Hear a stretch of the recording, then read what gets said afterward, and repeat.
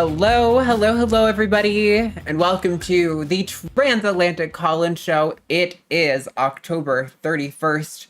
We have 6 days till the election. It is coming up real hot and fast, and I want to puke every minute of every day. I'm gonna be... I'm your host, Arden Hart, and with me today is, of course, once again, the lovely Josie Caballero. Hello, Josie. Hi, and it is, I think, 5 days actually. If you want, 5 but days. Who's counting? Oh God. Right? Oh God. Who's counting? Who's counting? I was like, no. Yeah. It's like the anxiety is real, but I'm coming in with hopeful optimism because I've been putting in the work. All right, and you know there were some people from the line that showed up to a phone bank that Arden did. Which I'm super excited, and you know, Arden, how was it like touching grass, getting out of the internet bubble? It was really good. I got to tell you guys, I had 2 really healing conversations, at least for me mentally, in that we are here soliciting calls from people who are like, I don't know who to vote for, right? So my sample of independent voters is very heavily skewed towards people who somehow don't recognize the clear and present danger of Donald Trump. But luckily on this phone banking event, I was able to talk to an independent voter who, while he was unfortunately not voting down ballot, but it was mostly because he didn't know about things. And we did have a talk about, you know, maybe getting familiar. Well, actually, I think he had just already voted, so the time had kind of passed to get familiar, but he was absolutely on the side of fuck Trump. I'm totally down for Harris, even though I don't agree with everything she does. And I talked to a Trump supporter who was also like disgusted with Trump and was telling all her friends to vote for Trump and that she was going to vote for Trump. And so I don't know. There is some hope. I've seen some positive polls out of Wisconsin and Michigan. I've seen some. It's also so bad to look at the polls right now because the polls are always a few weeks behind. And right now, you know, everyone is throwing their biggest last hitter at the wall to hope that it impacts the electorate, and those things aren't going to show up in the polls until the election is already done. So it's really hard to know what's going to happen right now. We are in the stage of we just have to wait and see, and that is very unsettling, I think, for a lot of people, myself included. But I will say, I really want to urge you guys to consider. I know Josie's doing several other phone banks on Friday and Saturday before the election. So if you have time tomorrow or Saturday and you want to join that, it is super easy to figure out. They have a system, literally, where it's a dialogue tree. Oh, this person is a Kamala supporter. You click the button for Kamala supporter, and it leads you to the rest of the portion of how to discuss these people. It's so straightforward. You will pick it up in minutes. And it will do a lot to help both the campaign and your own election anxiety, for sure. I definitely want to push people that direction, for sure. Yeah, I'm hosting 5 over the weekend. And you know, what I love about the phone banking system too is that you don't even have to hit the dial button. It just connects you to the next caller. So you don't even have to wait on hold and press the numbers in. I really love the way the system works as well. So it's like you're just like talking to live people the whole time. So it's a good time. Yeah, absolutely. I think I got hung up on by like 90% of the people, but that's fair because, you know, when I get calls from strangers, I also just hang up. So I get it. But the people who do stick around and talk, we actually had some great conversations. So I definitely encourage you. It's going to help your anxiety, and it could really genuinely make an impact, you know? So yeah, I mean, I get the urge to sit here and panic. You know, I can't say I'm feeling optimistic. I'm really not. But I also don't think panicking helps anything. I've seen some posts from other trans creators talking about the problems with the Democrats, which feels like self-sabotage to be posting things like this now, days before the election, and not like the day after when we've successfully elected Kamala, to be like, now let's not give her a second to breathe. Let's hold her accountable for everything she said and done. To me, that's totally reasonable. But before the election is like, oh my God, you people don't understand strategy at all. No. Yeah, but so we are taking calls today on trans rights stuff we always talk about here on Takis, but also particularly politics. If you are, you know, in that camp of being concerned with whether the Democrats will really be there for us, or if you are seriously unsure of who to vote for and you want to talk about it, we're open to having those conversations. I realize things are really tense. And I'm going to try to not be a complete black-pilled doomer this show. I am very much on a pessimistic streak this week, so I'm going to try to not let that seep into the show, because I think you guys need some hopium, and I think I am going to overwhelm it. Okay, good. You know, after we take our first call, you know, I want to talk about why I do think we are going to win, to let everybody understand why we're going to win this race. But that doesn't mean don't work. But stay tuned, and I'll give you my take on that. Yeah, I do think we need that. I think, you know, my fear is always like, I think there has to be a balance. Like, we have to be able to talk about the real threat of what's going on. And it's serious, guys. Trump has spent more money on anti-trans ads than any other thing in his campaign, by almost like 2 times.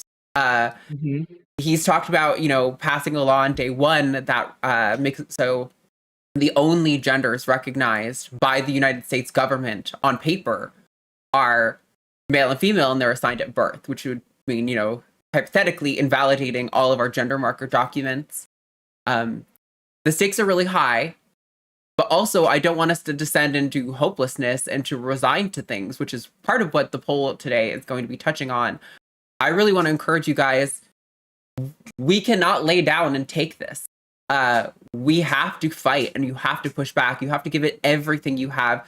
Don't wake up on November 6th regretting that you didn't take 90 minutes out of your day to potentially affect, you know, when we're looking at, like, you know, these vote margins that some of these states are winning by.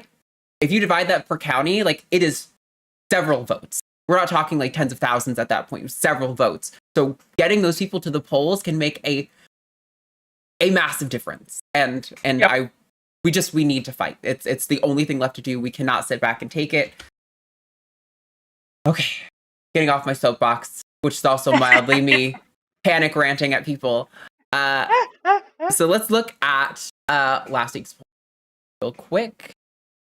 Last week's poll was, will Trump's anti-trans and anti-science policies on gender affirming care be motivating you to vote for Harris in the 2024 presidential election? 81% said yes, and 19% said no. I will say I saw a couple of people who said no in the comments were saying something to the effect of, this is not what's motivating me, but it also matters to me. So I don't even necessarily think that the 19% who are saying no are saying like they're going to vote for Trump or anything even remotely close to that. I think people just like to be annoyingly pedantic with their polls. But I'm, you know, not surprised and motivated by this, or not surprised by this results. Josie, what are your thoughts? Well, you know, obviously our audience is incredibly, I guess, trans-pilled, you know, across the all the networks that we have here. And, you know, I will put it as plainly as this. It's less than 5% of the entire voting electorate across the country, across the board, that actually vote on trans issues. That includes the MAGA people as well. And you know, so it's laughable to me that the Trump and senatorial campaigns, don't forget that Ted Cruz has also spent a ton of money on anti-trans ads. So has Marsha Blackburn. So has the person running against Sherrod Brown, and the RNC Senate campaign is spending millions and millions of dollars. So we're not even talking about the Trump campaign. But the data, and thank goodness Republicans aren't very data-driven, shows that MAGA people, it's the bottom issue that they care about when they go to vote at the election, even MAGA people. So right. So for them, it's like they're already at a point where they're not going to vote. Did I freeze? Yeah, I'm getting freezed on your end. Oop, and that window Hold just on crashed. A second. Hopefully this is not nope. Seems like the connection is good on the production end. I was worried we were having a complete breakdown. Hit refresh if you can still hear me. Oh, I'm back. Yes, we got you. Sorry, I apologize. For some reason, the browser crashed. That's all right.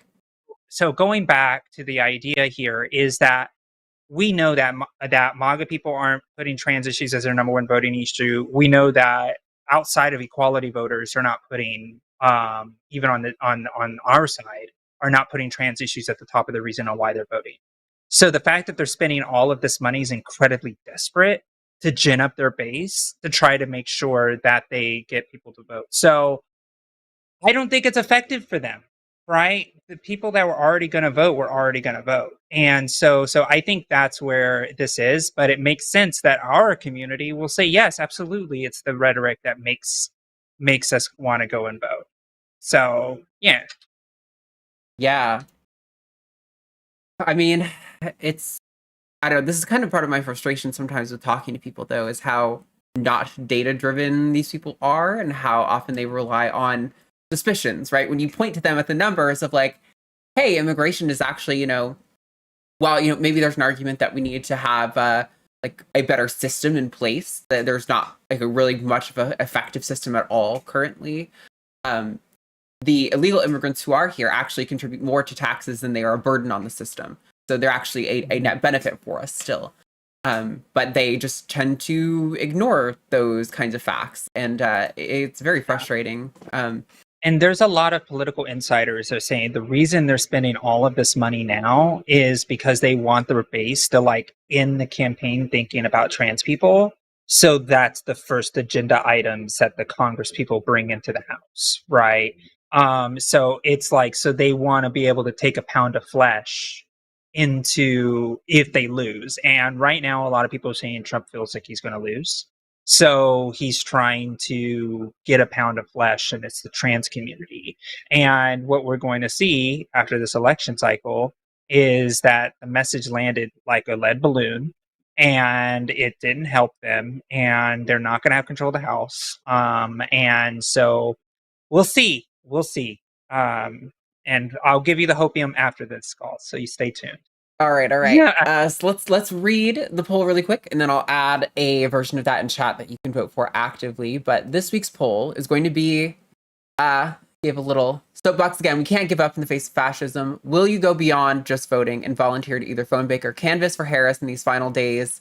There are so many events, so many phone baking opportunities, like at every hour of every day. I mean, they don't want you calling people past like 9 p.m. Eastern time, right? But like, pretty much at all working hours of the day, there are events going on. So I want to highly encourage you guys to get out and do something, get connected. So I haven't got this set up to go and poll yet. So Yeah. You can go to events.democrats.org or the Mobilize site, and you can go and find different events. Like I said, I'm hosting 5 of them over the weekend. So if you come and do it, you might be able to find me leading the training. Hell yes. So okay. We have 2 callers on the line, so let's jump into them. How about we take Danny first? Danny is on the line. They, them in Indiana. Danny wants to know how we knew that we were women, which is definitely an interesting call. So Danny, why don't you set it up for us? Where are you coming from? Hi, yes. So I've been in therapy for a little while, working with this really lovely therapist. And yesterday, she directed me to a specialist for gender dysphoria. So I was just looking to get your insights on kind of how you knew that was where you were, because I'm kind of just re-examining a lot of things from when I was younger now.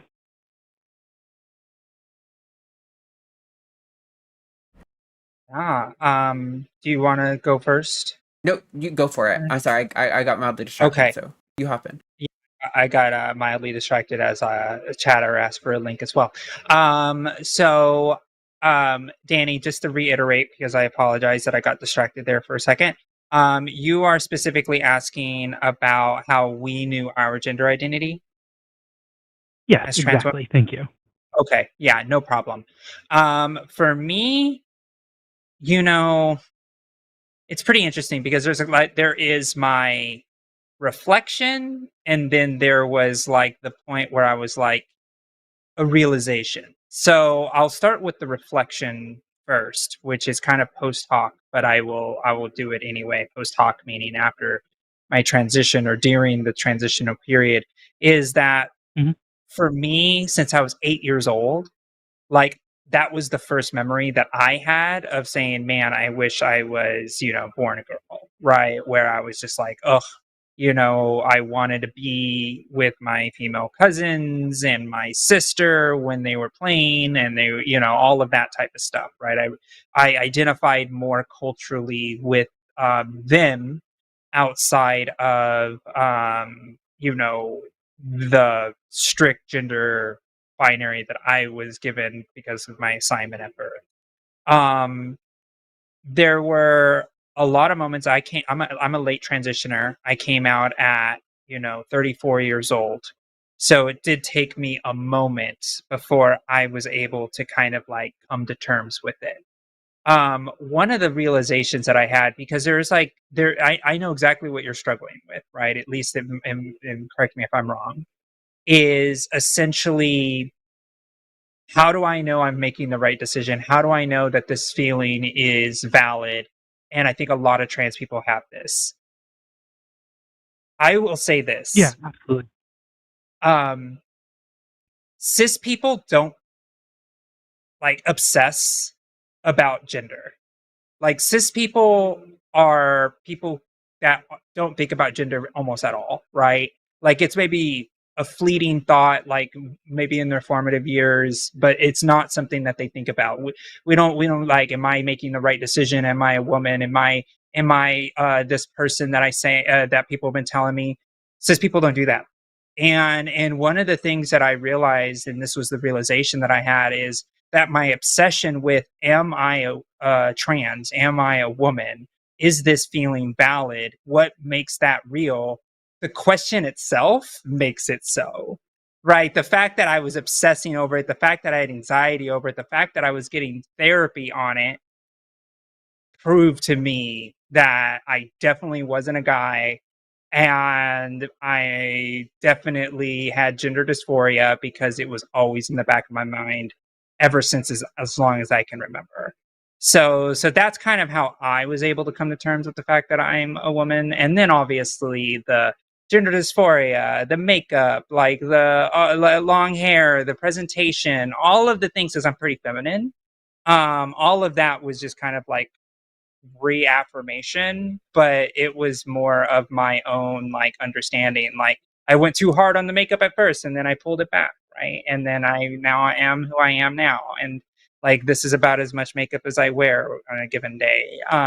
If I'm going out or if I'm on the stream, for example. Other than that, I don't even wear makeup these days that much. So beyond that, it's like that's how I kind of came to that realization. Yeah, I think Yeah, I think that makes a lot of sense. my experience is pretty similar. I think, I definitely had a lot of doubts, a lot in the same vein of how could I possibly really know, like really, really know that I'm a woman. But I think, I first came out to my parents when I was like 14. And then all the way through like 21, coming up on my last 2 years of college, I was in and out of like mental health facilities, feeling deeply suicidal and depressed, and a lot of it was centering around that feeling of like I don't like who I am, and I can't seem to find peace with who I am, and finally realizing I think the bigger problem is, that I have some sort of internalized transphobia or bigotry, and that maybe I need to work on that first and just kind of, take the steps to alleviate my dysphoria regardless of whether or not it makes me a woman. Just kind of landed me in the position of realizing that I was a woman. I didn't start getting hormones and facial like hair removal because I was like, oh, this is definitely gonna like make me a woman. It was more like, oh, I have dysphoria and I think these things will help. And then I was kind of like, well, I kind of always thought I was a woman, and now that I'm doing this and people are kind of starting to see me as a woman, that feels so right to me that it just kind of coalesced, really, more or less. But I mean, we've said a lot on this show, but I think the one experience trans people have universally is not feeling like you're trans enough and being really suspicious about, like, oh, is it really the case for me? Or maybe am I somewhere in the middle? Or am I, like, maybe just a weirdo or something? I think that's a really common experience. So I don't know if any of that is helpful to you at all, but hopefully that was actually really, really helpful. Cool. When I was younger, I remember putting like all of my social medias in like a feminine name, and I remember it felt right, but I didn't know I'm in Indiana. I didn't know anyone that was trans and didn't know how to communicate that. I didn't have words for that. And once it got brought to me, it just constantly felt like, well, surely I should have known it earlier, right? Like if I'm truly trans, surely I should have known it earlier. But yeah, I think what you guys both said helped quite a lot there. Good. Right. Yeah, definitely don't have too much pressure on yourself to feel like you have to have all of the answers. I think it's okay to just do what makes you feel good and kind of reevaluate as you're like, oh, okay, this is kind of what feels better for me. It feels more right for my life, and then kind of like check back in and see, like, maybe it's not exactly right and you kind of want to land somewhere else, but that's like, it was closer than you were, all of that is totally okay. There's nothing wrong with exploring and trying things on and figuring it out. Awesome. I genuinely appreciate both of you. I will let you move on. I did vote for Harris. I don't think it'll move the needle in Indiana, but I tried. It matters. We appreciate it, Danny. Thank you so much for calling, and best of luck figuring things out. We're going to do great. Have a great rest of your day, guys. You too. Bye-bye. All right. Real quick before we get into the next call, we don't have... Oops. Nope. That's not the right Chiron at all. There we go. We do not have a lot of this week scheduled yet. There is a lot on our plate. We have the big election show coming up next Tuesday. We also have Cause I Wanna with Austin Archer and Forrest Valkai tomorrow, so that would be really great. I've seen Austin Archer going so hard on social media on voting and non-voting and protest voting, and I love to see it, so hopefully they'll have a great show. If you want to call into that one, we're probably going to have a Saturday Cause I Wanna, but that's not scheduled yet. I'm sorry, I don't have more details for you, but definitely like and subscribe, and you will start to see all those events get posted between today and tomorrow. And go to our Patreon. Patreon.com/calltheline is the best way to support all the stuff we do here. So, yeah, is that all good with you, Josie? Anything else you want to add there?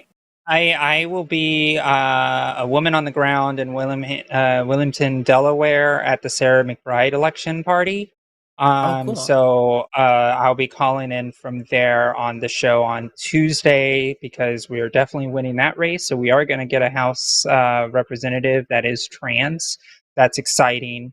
And if the Saturday happens, I'm going to fight to be on there for that Saturday show. So I'm ready because we had such a great show that last time. But also, we didn't say at the top of the show either, hashtag Team Josie, hashtag Team Arden. So we got to make sure we beat the election manipulator Arden and make sure I'm the that election manipulator. Yeah, what you are. are. You're the one who was committing all the fraud last time. Yeah. Red-handed and soundly defeated. I also have we got to make sure we follow up on that. 2 new potential topics to cover. We've kind of ran through our initial list of topics, so I got to start generating some more for us to get through. So I have two new ones and one of the older ones that I don't know if we've done yet. So hopefully we can see who wins and who has to defend the silly thing. We definitely need some levity right now, so I'm looking forward to that. Definitely get your votes in. Don't forget to vote for hashtag Team Arden or Team Josie. Until then, we're going to talk to Natalie in Oregon. Pronouns are she, her. Natalie wants to talk about autogynephilia and kind of some prominent trans people discussing it. So, Natalie, what's going on? Tell me. Hi. I've heard you guys recently talking about Brianna Wu on one of the past shows. And I don't know if you've noticed, but she has been, unfortunately, agreed. But I noticed on Twitter, she has been talking about AGP, and she's even been adding Ray Blanchard on there, trying to get a conversation with him. She went on some small YouTube channel that exclusively talks about autosexuality, which is what they're trying to rename autogynephilia or whatever. And so she's talking about it. She wants to get that researched more. She thinks it's real, but she thinks it's not. She thinks it's like under-researched. And then just yesterday, I saw Samantha Lux's new video about the conservative guy who, like, for 5 months pretended to be trans. And he has all those tattoos, that guy. She did a video on that guy, and apparently he had previously dated a trans woman who had dumped him. Yep. And she thinks that could be a reason why he went on this thing. And she also speculated that he has AGP and that he's living out a fetish. And she said in the video, she said, I know that some people say that all trans women have this, but she's like, that's not the case. But the fact that she's even like giving it validity, and the way she said that, she makes it sound like, oh yeah, some trans women definitely have this. I just wondered what your guys' take is on like these prominent sort of trans women that have a much bigger platform than I do, pushing this idea of AGP again and trying to like bring it back or whatever.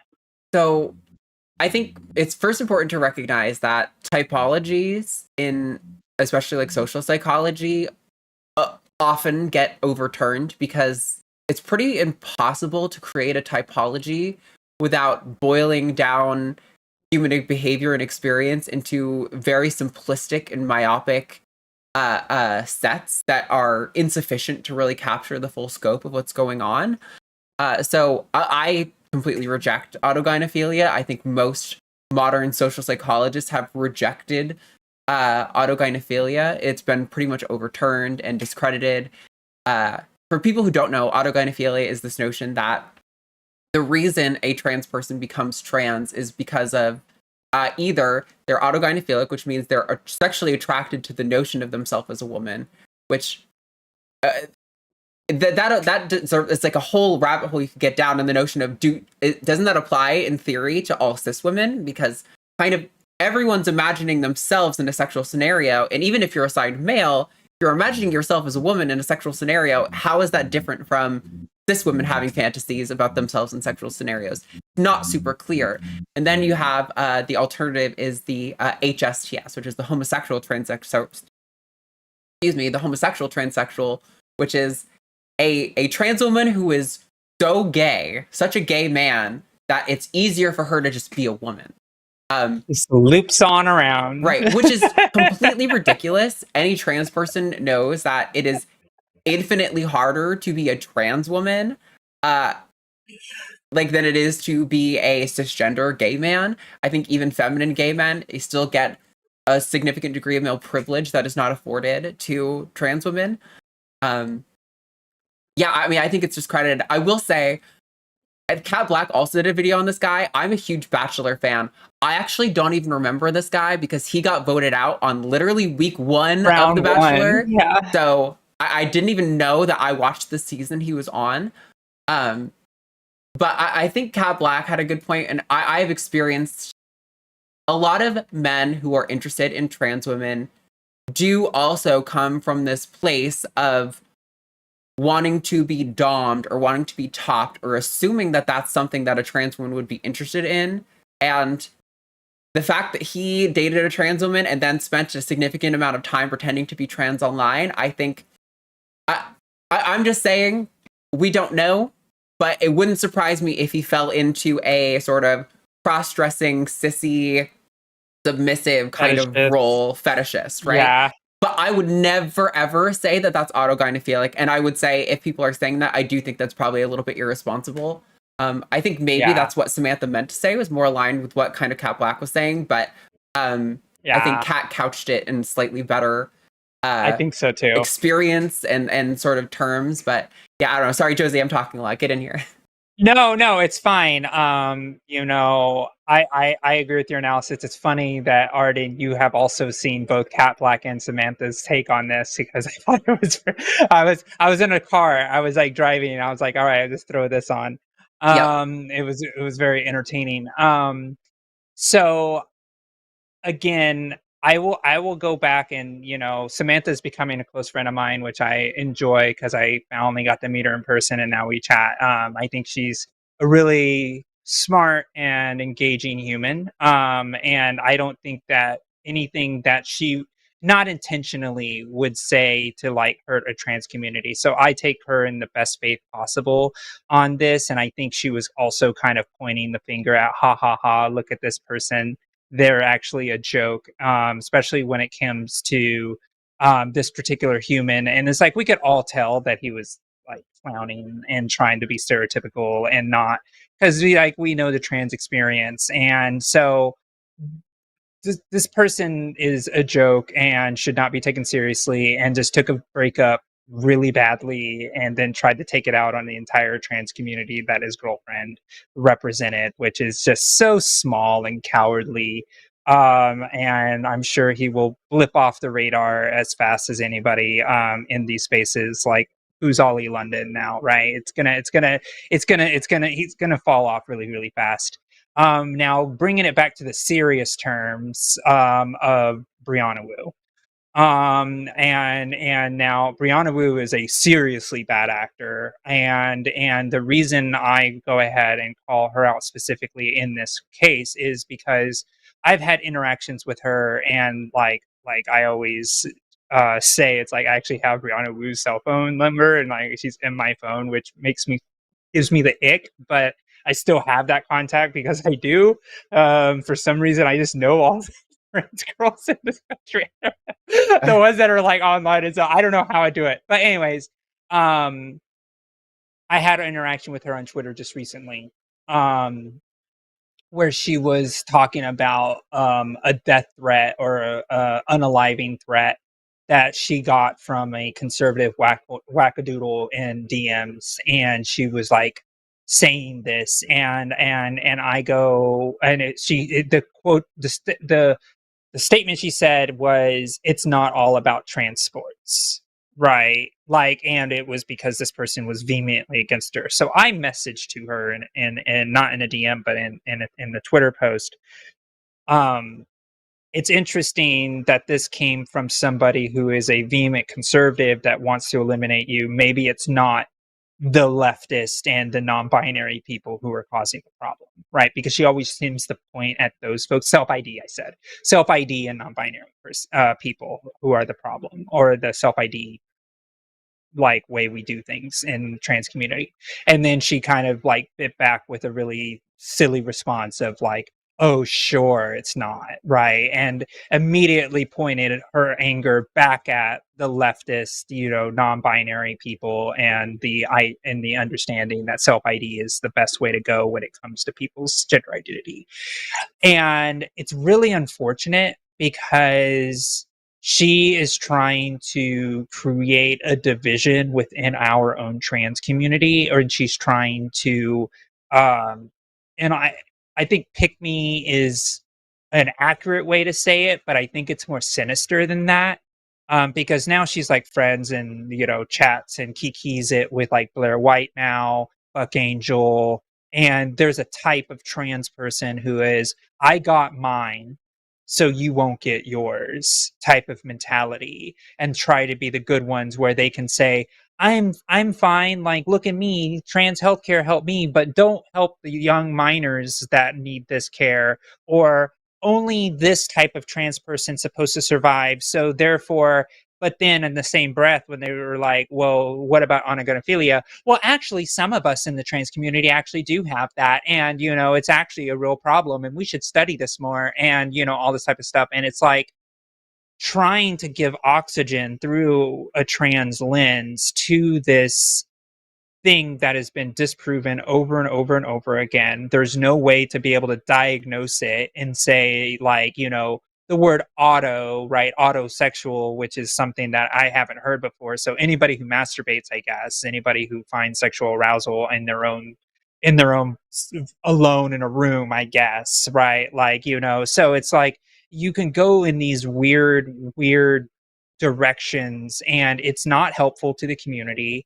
It's incredibly frustrating because we're normally gaslit, right? So someone like myself who works in national trans advocacy and actually does policy work and actually works in politics, she cosplays as that, right? Where she's actually like, oh, I donate to candidates and politicians, and I actually do all of this work, and I'm actually fighting for us to make sure that we have healthcare, while these other trans leaders, they all are doing it wrong. And it's like, I've never seen Brianna Wu in any setting whatsoever in DC and any of the national lobbying days. I've never seen her in anything that was prominent that actually changes legislative policy. I do national conferences across the country. I go to the DNC. I go into spaces, and not once have I ever seen Brianna Wu. I have been in Massachusetts doing trans advocacy, right? And I have never seen her. She cosplays. So I hope that people understand that she is not actually a prominent leader in the community. She's an online chirper that wants friends online, so therefore she can be the good one. And she's finding out very quickly that the conservatives aren't her friends. And she complains about the conservatives being meany to her while continuing to yell at non-binary people and people like myself who actually do the work and try to say, oh, Josie, you don't actually do anything, right? When I'm actually here trying to make sure we ensure healthcare for all. And she tries to say, oh, people like myself who are trans leaders in the space actually don't fight for healthcare for people like her, which is completely bonkers. Because as Arden and I, who are binary trans women, for example, she looks at us as traitors, because how dare us, Arden and Josie, actually fight for non-binary people or people who don't need all the gender affirming care that we do, right? It's disgusting. I hate it. It's mean girl behavior, and it's gross, and I can't stand it. And she's already denied wanting to debate me. I've tried to go on debates with her, and she has completely ghosted me. I have more thoughts, but Natalie, I'd like to hear what you have to say to all that. Okay. Well, one of the things I will push back on, I don't know if either of you actually saw the Lux video, but Samantha at the very end of it, she clearly says that AGP is real, and that she definitely thinks some people have it. So I don't know. I think she's meant cross-dressers, though. I think she's like trying to talk about like the cross-dresser like fetishists that like put on a dress at night and then go like, I won't use cat flex. I might say get their back thrown out. I hope that's what she means. I'm pretty sure that's what she means. And I'll text her today. I'll be like, hey girl, what did you mean by this? Right? I'll watch it and I'll figure it out, because for me it's like yeah. I was disappointed at the very end of it. That's she clearly said that that's what it was, and I disagree. I hope that that's not exactly what she meant. Maybe she misspoke and she meant what you're saying. I hope that's the case, because I was super disappointed to see someone with that large of a following trying to say like, oh yes, it's real, and that, oh, not all trans women have it, but she implied that some trans women have it, because she said, oh, they try to say all trans women have it, and that's not the case. So it sort of implies that she thinks some trans women have it. So I'll call her. Maybe I'll figure it out. Watch that. Yeah. If you could ask her, maybe she could put out some sort of video saying, "Oh, I didn't really mean it that way," or whatever. To be completely fair to her, there are some trans women who self-identify as AGP. Now, that doesn't legitimize the concept, though, right? Like, right. Yeah. Maybe that's what she meant, was that there are some people that self-ID as AGP. Yeah, I've seen them. But yeah, I think Josie did a great job with Brianna Wu. She's an example of one of these people who gets, slammed by an online left mob one time and then like completely undoes all of their politics, like Anna Kasparian. Like, people called me out one time. Yeah. Now I'm leaving the left, and it's like, to me, that's spineless. That means you had no actual ethics or principles. You just had a party affiliation, a team. And the second somebody else love bombs you, you're going to switch teams, which means good, you should go. Like, I I don't want people like that. I want people with principles on our side, you know? Yes, I totally agree. I will mention one brief, tiny little tweet that Brianna Wu said. Someone asked her specifically what she would want to do to change trans healthcare. She said that she would eliminate self-ID, eliminate informed consent, mandatory 3 months for 3 months of therapy before HRT, and then she said she wants to revert the DSM away from create a gender insanity, and then she wants better training to help fetishistic cross-dressers get the support they need without being medicalized. So yeah, she's drank the Kool-Aid. She's drank the gender critical Kool-Aid and has no idea what she's talking about. She has no clue. And then that's why she cosplays as a policy advocate, because a tweet is not actually going to lobby. Right. And you know, she thinks that she's actually doing the work because she's actually putting these really brave opinions out on the internet. But in reality, there are too many actual trans advocates in the space that block that bullshit opinion. Right. I've actually lived in Maryland, and there was a problematic trans person in Maryland. And some of you that are constantly online know her as RGR.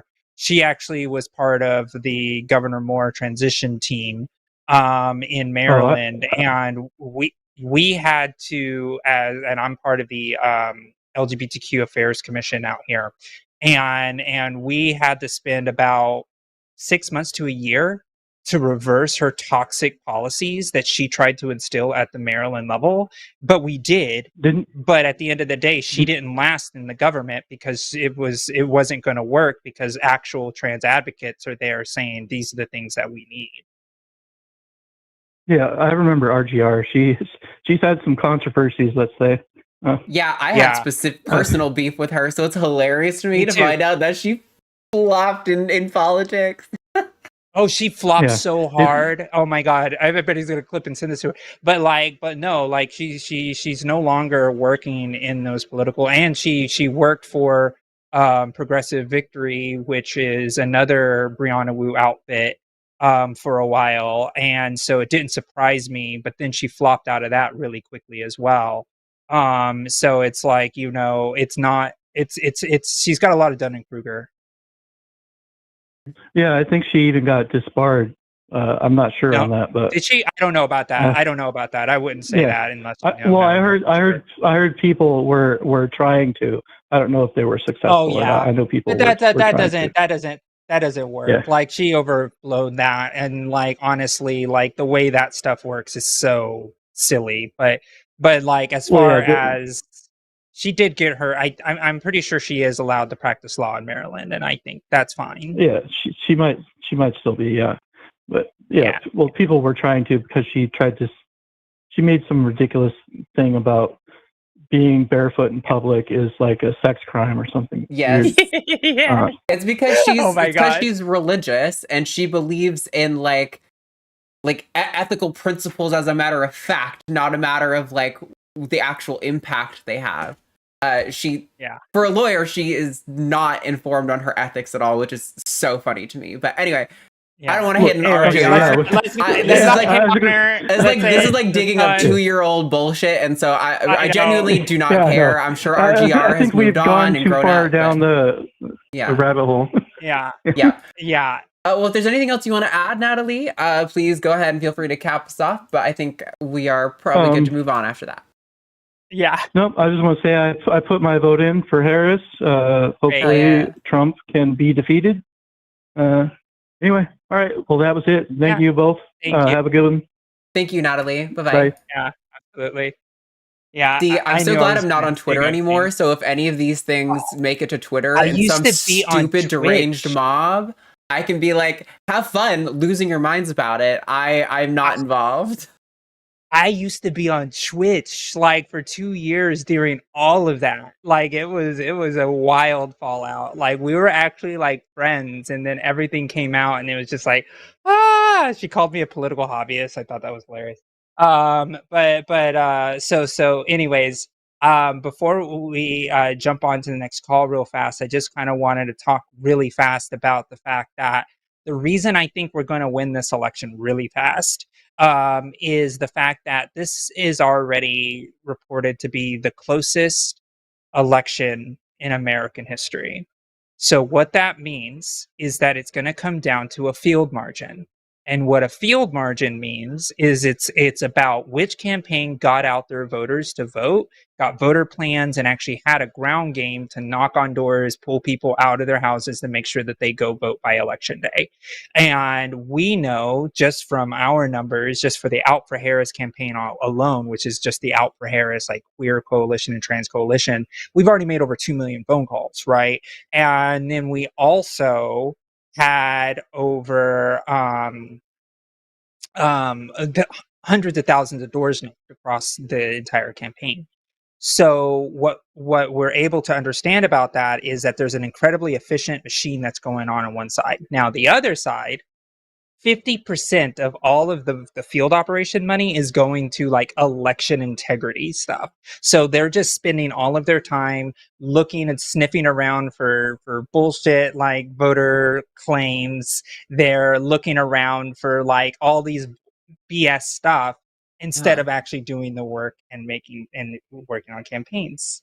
And then Elon Musk is running Trump's campaign where you have a quarter of the ballots data. Quarter of the data is fraudulent, so they don't even know what's happening. The app is glitchy. People aren't getting paid. So their campaign operation's completely flat. So if it does come down to a field margin, we know there's one campaign that's actually doing the field work.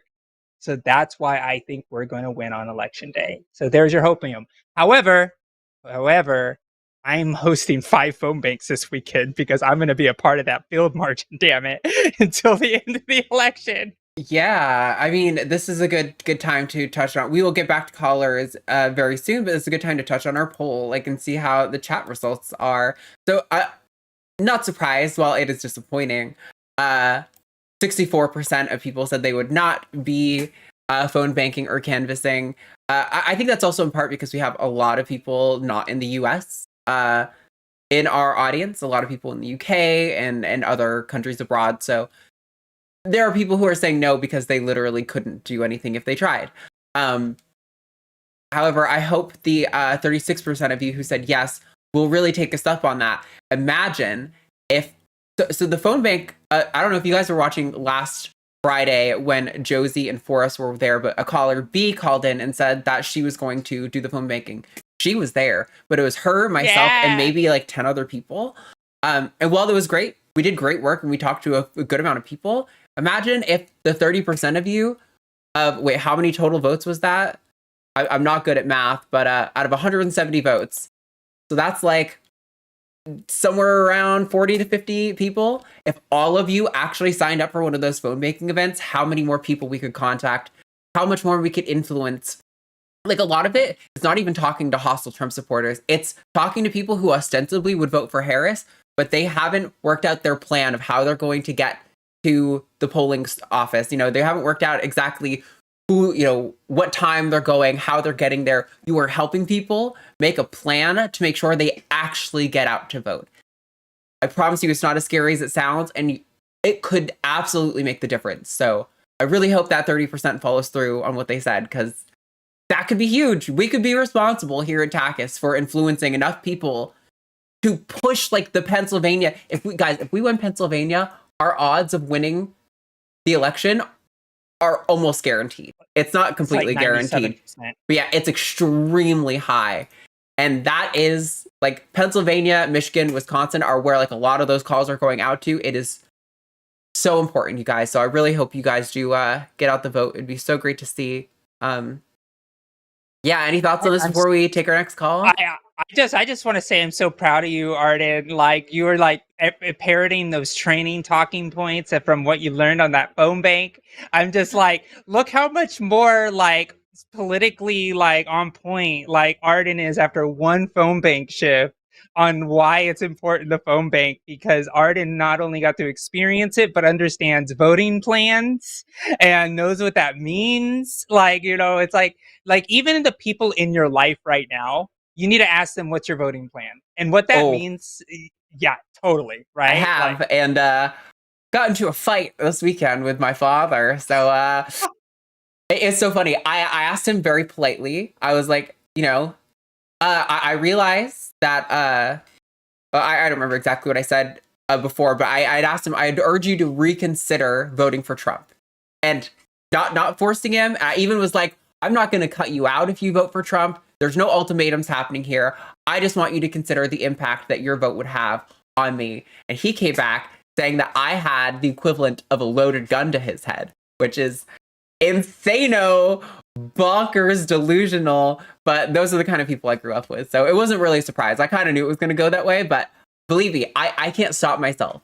My mom wishes I would stop talking to our family about this, but I can't. It's so important. I'm like, every time I see somebody say something, I'm like, hey, if you got the guts to say it publicly, then you better have the guts to take the heat publicly, as far as I'm concerned. I'm going to be, doing my best. And so I really hope you guys do as well. Caleb Keller says, where do I sign up? Go to events.democrats.org. There are, like we were saying earlier, all times of the day, almost every day of the week, there are phone banking events going on. You'll get like a Zoom link, you'll hop in, they'll do a quick training, and then you are off to the races. Definitely get into it. Yes, I see. There's even buses you can sign up for. Like, you can even jump on a bus and go to a swing state, and then you get to like hang out with other people and Canvas, like, actually knock on doors. Yeah, that's huge. I think canvassing, knocking on doors probably has more of an impact than anything else, but I know phone banking is a lot easier for people.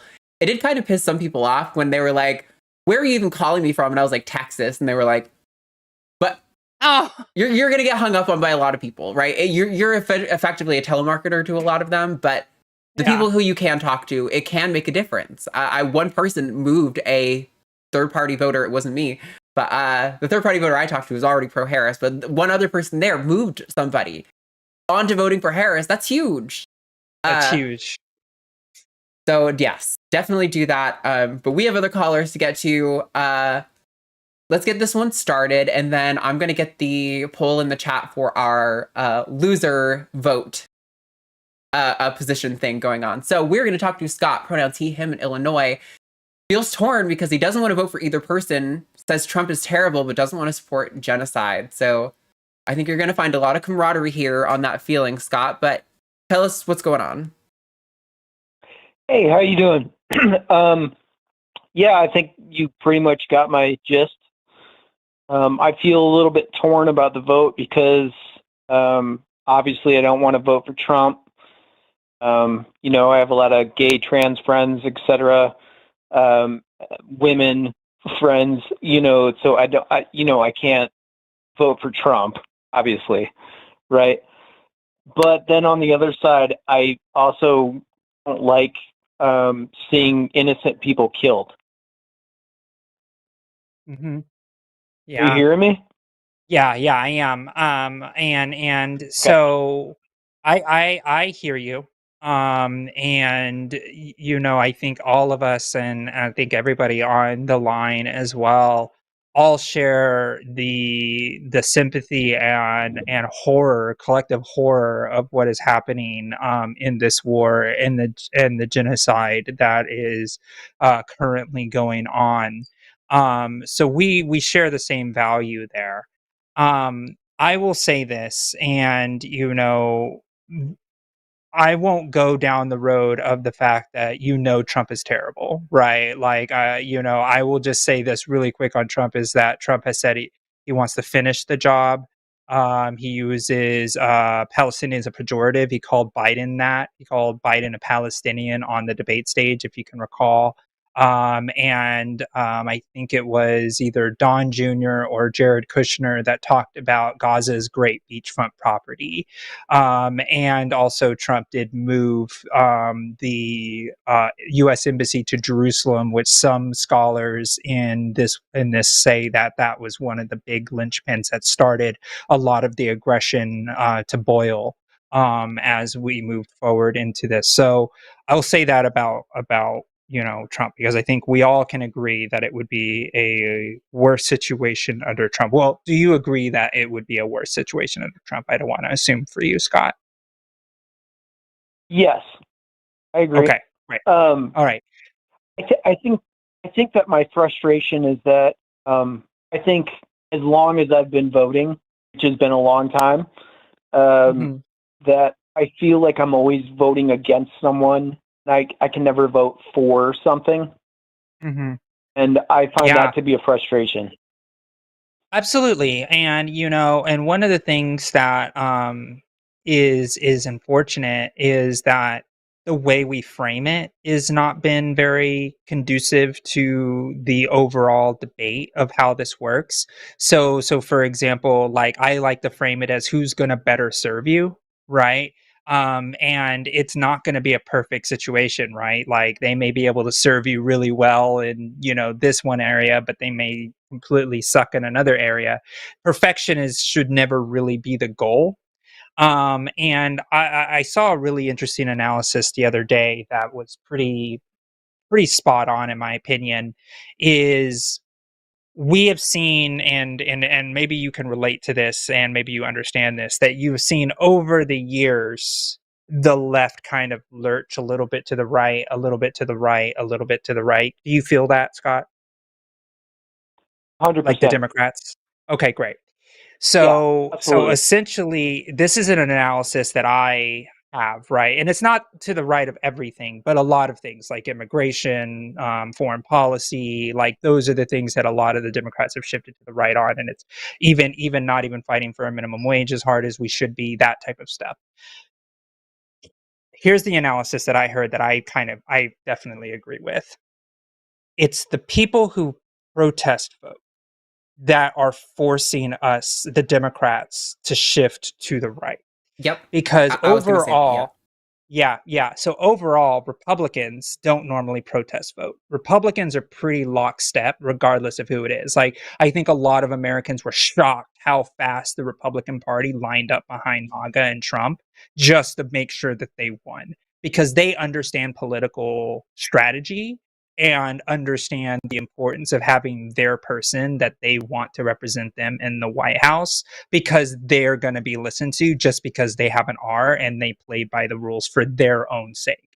Now, the left is more likely to be a little bit, and I'm just going to say less savvy in political strategy, and are more likely to protest vote, maybe vote Green Party, or maybe not vote at all, withhold the vote, threaten to withhold the vote.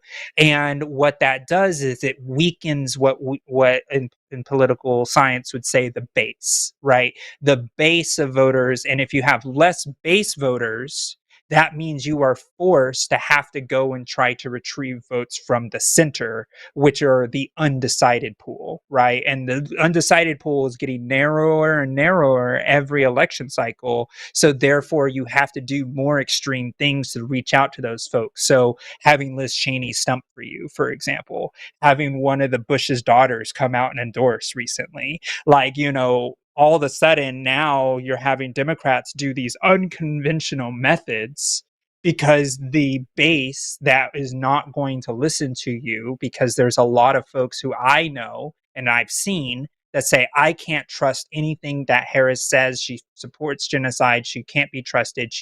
A vote for her is a vote for genocide. So therefore, I'm not going to vote, or I'm going to protest vote.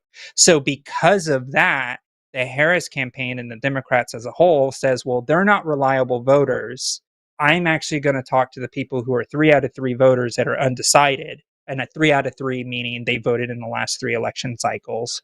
I'm going to go for those suburban white women in those areas to make sure that we actually get that vote.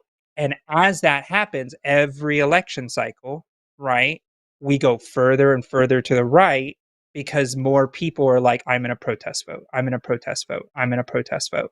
And they're mainly Democrats who are doing that. So when we have these discussions, Scott, when Democrats see this discussion, and I'm using this as an example, they see the wishy-washiness of the Democrats even considering to vote at all, right? The sense of feeling torn when a Republican's going to vote R down the ticket no matter what, right? And so that's kind of what is happening in American politics right now.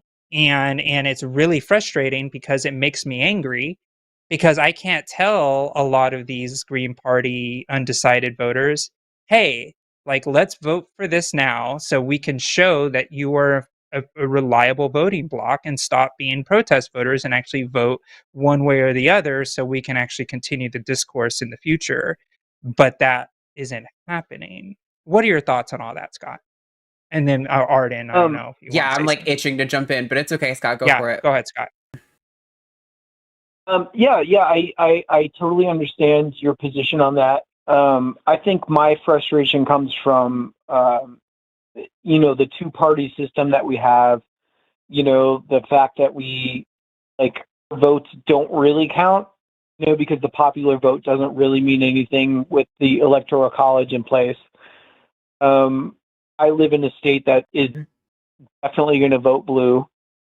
So, my quandary, I guess, is that I would rather see a third party get a foothold. That's not going to happen. Where not in this election. No, it's not. I know it's a thrown away vote. I totally know that, but I would rather see that vote go towards progression. But it's not going to go to progression, though, right? It's going to functionally evaporate. It's going to have zero impact on the system at all. So, listen, I hear you. I want to see third party be viable, but Dems are the people who are putting forward ranked choice voting things, not the Republicans. The Republicans want to consolidate power. And by the way, I also want to push back. I don't know that I completely agree that the Dems are moving right in general. I think the Dems are having a widening tent, which means they're including more middle of the road right-wing policies and more far left policies. I think the tent is just getting bigger. And unfortunately, that means in some cases we're including right-wing people. But like Josie said, the leftists are not getting out to vote. All the super left-leaning demographics, Gen Z and millennials, are not getting out to vote. I also reject this notion that the vote doesn't matter. The vote doesn't matter because we're not having good turnout. If we had good turnout, there's so many states, so many counties where the margins were so narrow. This is what Josie was saying. This is we're so close, but people aren't turning out. If we turn out, those votes do matter. We could turn Florida blue. We could turn Texas blue if fucking young people got out the vote, but they don't. And they protest a lot. I get it, but it's not functional. Yes, I understand exactly what you're saying. I totally agree. I just moved here I just moved back to Illinois from Texas, right? Mm-hmm. So if I was in Texas, I would 100% be on the polls, hard blue. But because I'm in Chicago now, my vote really doesn't matter. So actually, I'm going to stop that too. I'm sorry. I gotta confront that. So if we want a world where we don't have fascism, where we have things like ranked choice voting, what we need to do is suffocate the Republican Party. And how do we suffocate? Even in states that are locked red, get out to vote blue. Your vote matters. Even in states that are locked blue, get out to vote. Your vote matters. Because if the Republicans go, oh shit, Democrats are turning up in even our best states, that means they don't have as much money to spend in Pennsylvania. They don't have as much money to spend in Georgia and Wisconsin and Michigan, the states that really matter for this election. It spreads them thin. That's how we suffocate fascism and get ourselves to a situation like Josie has talked about before, where the Dems are such a big tent that the Dems split. And we have the left, labor-leaning party, and then we have the center right-ish, corporate Dems. That is a world that I am willing to live in, and I don't like those positions, but I'm willing to cooperate with those people, right? But we can't do it if we're not turning out the vote. Even if your state is blue, it matters, Scott. It matters so much. Yeah, and Scott, I just want to put it into and one other thing about are you familiar with the concept of a mandate, like a public mandate to lead? Yeah. So when you as an Illinois voter, right, and when you're looking at Illinois, the larger the voting pool, and in the state of Illinois, you see more Dem votes in the state overall, and you see a higher percentage of Democrats that are voting in Illinois, the less likelihood the Republicans will have the ability to go in and say, oh, I'd like the Democrats only won by 5 percentage points in Illinois. Illinois is now back in play, right? Well, Illinois used to be fairly red at one point, right? And it could happen again if there is even a foothold for Republicans to say, oh, wait, the voters in Illinois are a little wishy-washy, because this is what happens, Scott. The political scientists and the consultants will look at the voter registration number compared to the voter turnout number, right? So if they are able to say in Illinois that there is, I'm going to use just 100,000 because it's easier numbers and math.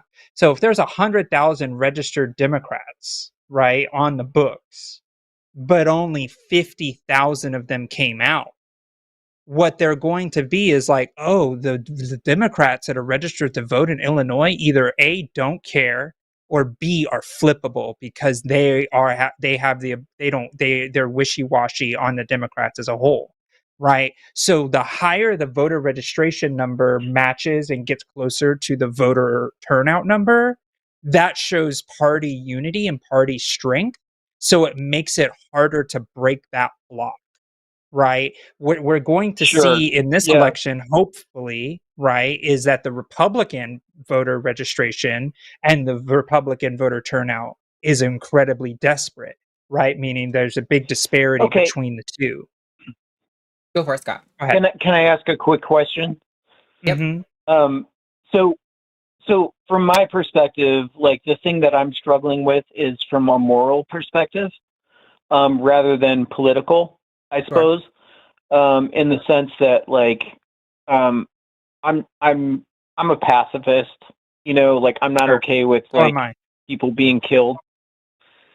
So, that's where my struggle is with the Democratic Party right now and the way that they're handling things in the Middle East. You know, so this is really easy. Like, how do I get over that and vote for somebody that is supporting?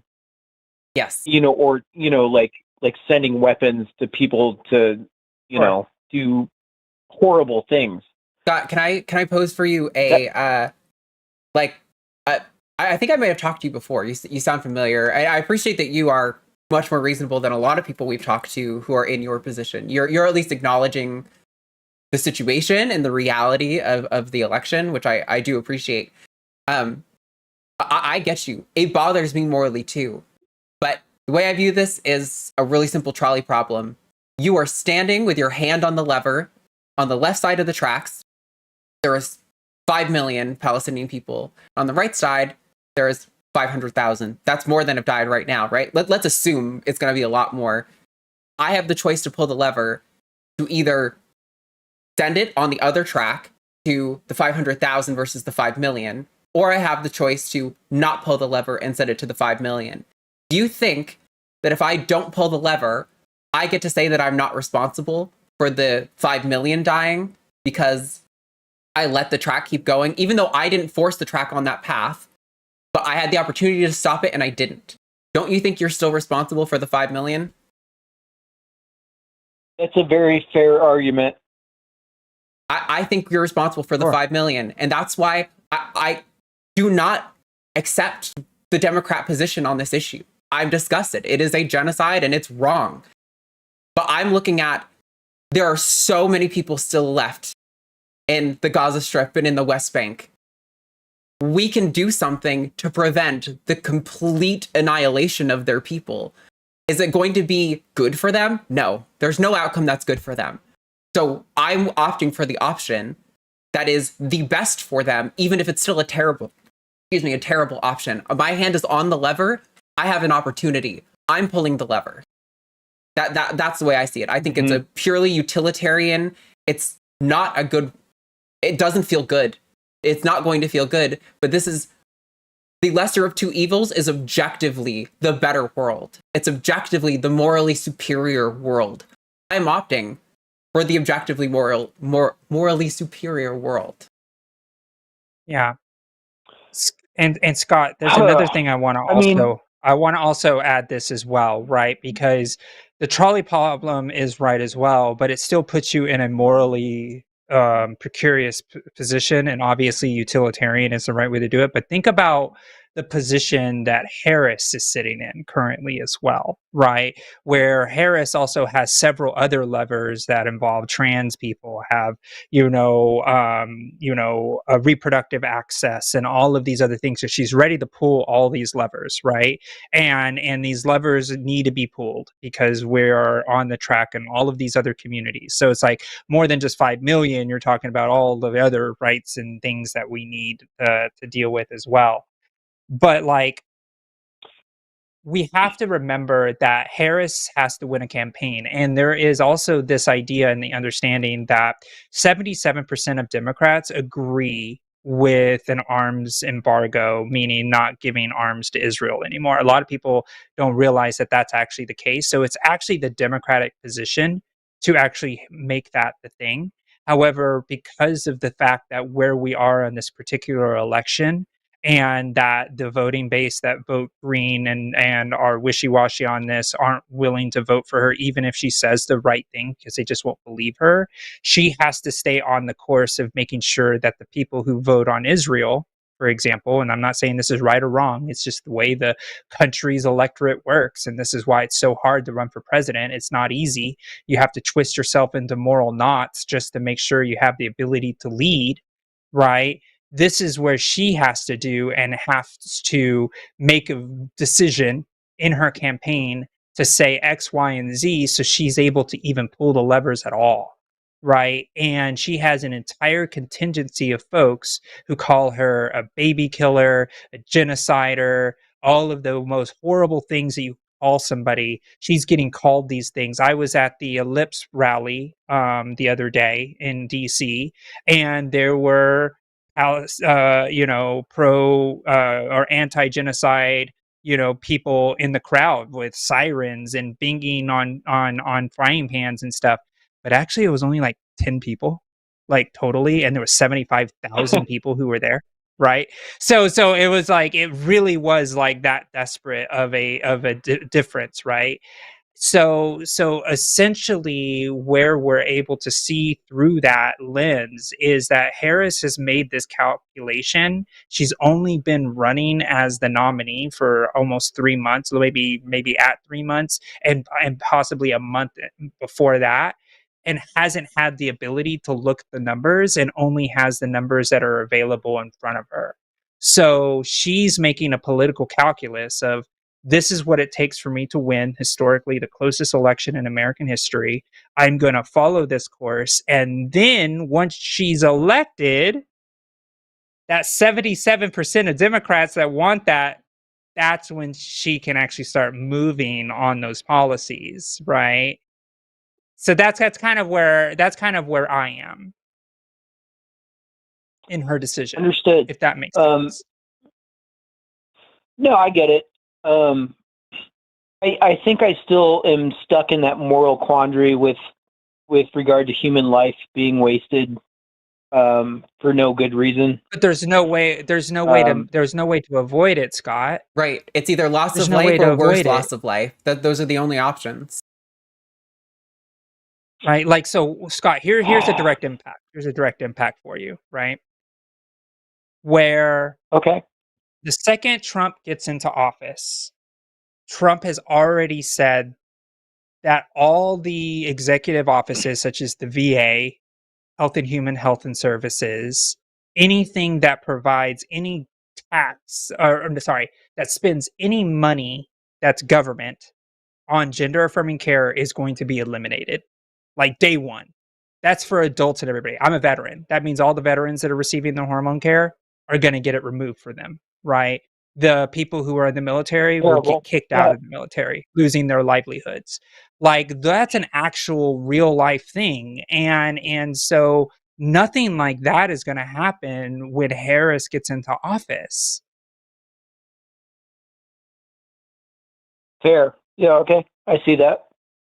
I mean, even Bernie Sanders and Noam Chomsky, some of like the farthest left, figures leading like the online left movement, have advocated for voting for Harris and that this is not the time to protest vote. In between, get Green Party people in city council. Hell yes. In the primary, vote your conscience. Absolutely. I would love to see like the Democratic Socialists of America getting some seats. DSA, let's do it. Let's get some seats at every level. But the presidential election every 4 years is not the time to protest. It is the most ineffective time to protest. And like I've said, the second she's in office, don't give her a second to breathe. As soon as the count is in, criticize her, hold her feet to the fire, never stop screaming about what's happening in Palestine. I'm not saying let her go and endorse her policies. No. I'm saying get her in because she is our best chance at moving someone. Trump wants to have an authoritarian, fascist, Christian nationalist regime. That is bad for everyone. It is 100% agree. Yes. And I 100% agree with you. And I do want to advocate for all of my friends that are, being trampled on, so it's not like I'm ignorant to what's going on. It's just like, it's hard for me to vote for somebody that's killing people. Scott, It's may I ask tough. you a question? Can I ask you a really quick question? Why do you see a vote as have at such a moral choice? Why do you see a vote as such a moral choice?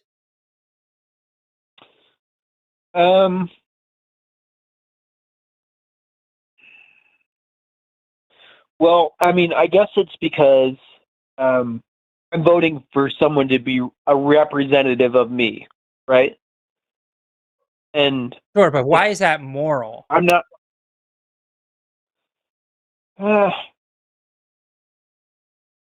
That's a good question. This should be strategy, in my view.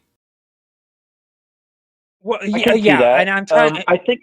And this is the way. Yeah, continue. I really want to hear your answer to this because I hear this a lot, and I see like even with all the information that we pose, you've agreed with everything, but it always comes back to that morality thing. So I think I want to drill down on that really quickly. Like, why is it so moral? I think it's because I value human life. Sure, Okay. we all do that. Yeah, I was gonna say we all value human life here. That's why we're at this show screaming all the time because we value human life. It matters to us. But Scott, then my that's why I next watch you question would guys. be, why do you see and so if you value human life and that is why you're voting, then why aren't you just like a pro-life advocate and voting Republican? Well, I don't view that the same way. I mean, I view women's rights. But that's how a over, pro-lifer sees it, right? So Scott, you see kind of like it's like you voting on this moral issue because you value the lives of Gazans, which I value the lives of Gazans as well, is the same moral reason why a pro-lifer thinks that a fetus is life votes Republican, despite the fact that they also hate a lot of the Republican policies, but vote Republican because they're pro-life and that's their one issue. What is the difference between you and that pro-lifer if moral vote in life is your reason? You've got a good point. It's kind of like, yeah, right? Yeah, I don't know, honestly. Yeah. And that's why for me, Scott, it's easier to look at it more strategically because once you start saying it's this moral thing, I value life, it almost becomes almost like a faith claim, right? Where my vote makes a moral difference so therefore my conscience is clean when all of these bad things happen anyway, right? So that's kind of why I think that is like the moral claim that a pro-lifer has is very similar to the moral claim that somebody says pro-Gaza. I also just think that like if you think really you're value right. human life, you would make the decision that results in the least loss of life. You would make the decision that values life the most. And that, unfortunately, is a decision that is yucky for a lot of people, but it's Kamala Harris. I understand your position. It's not, but that's But you've done that a few times, and I let it go because I don't want this to become hostile. But it's not like just my position. That is objectively the case. Kamala Harris, either Donald Trump or Kamala Harris will be president, and a vote for Kamala Harris results in less loss of life.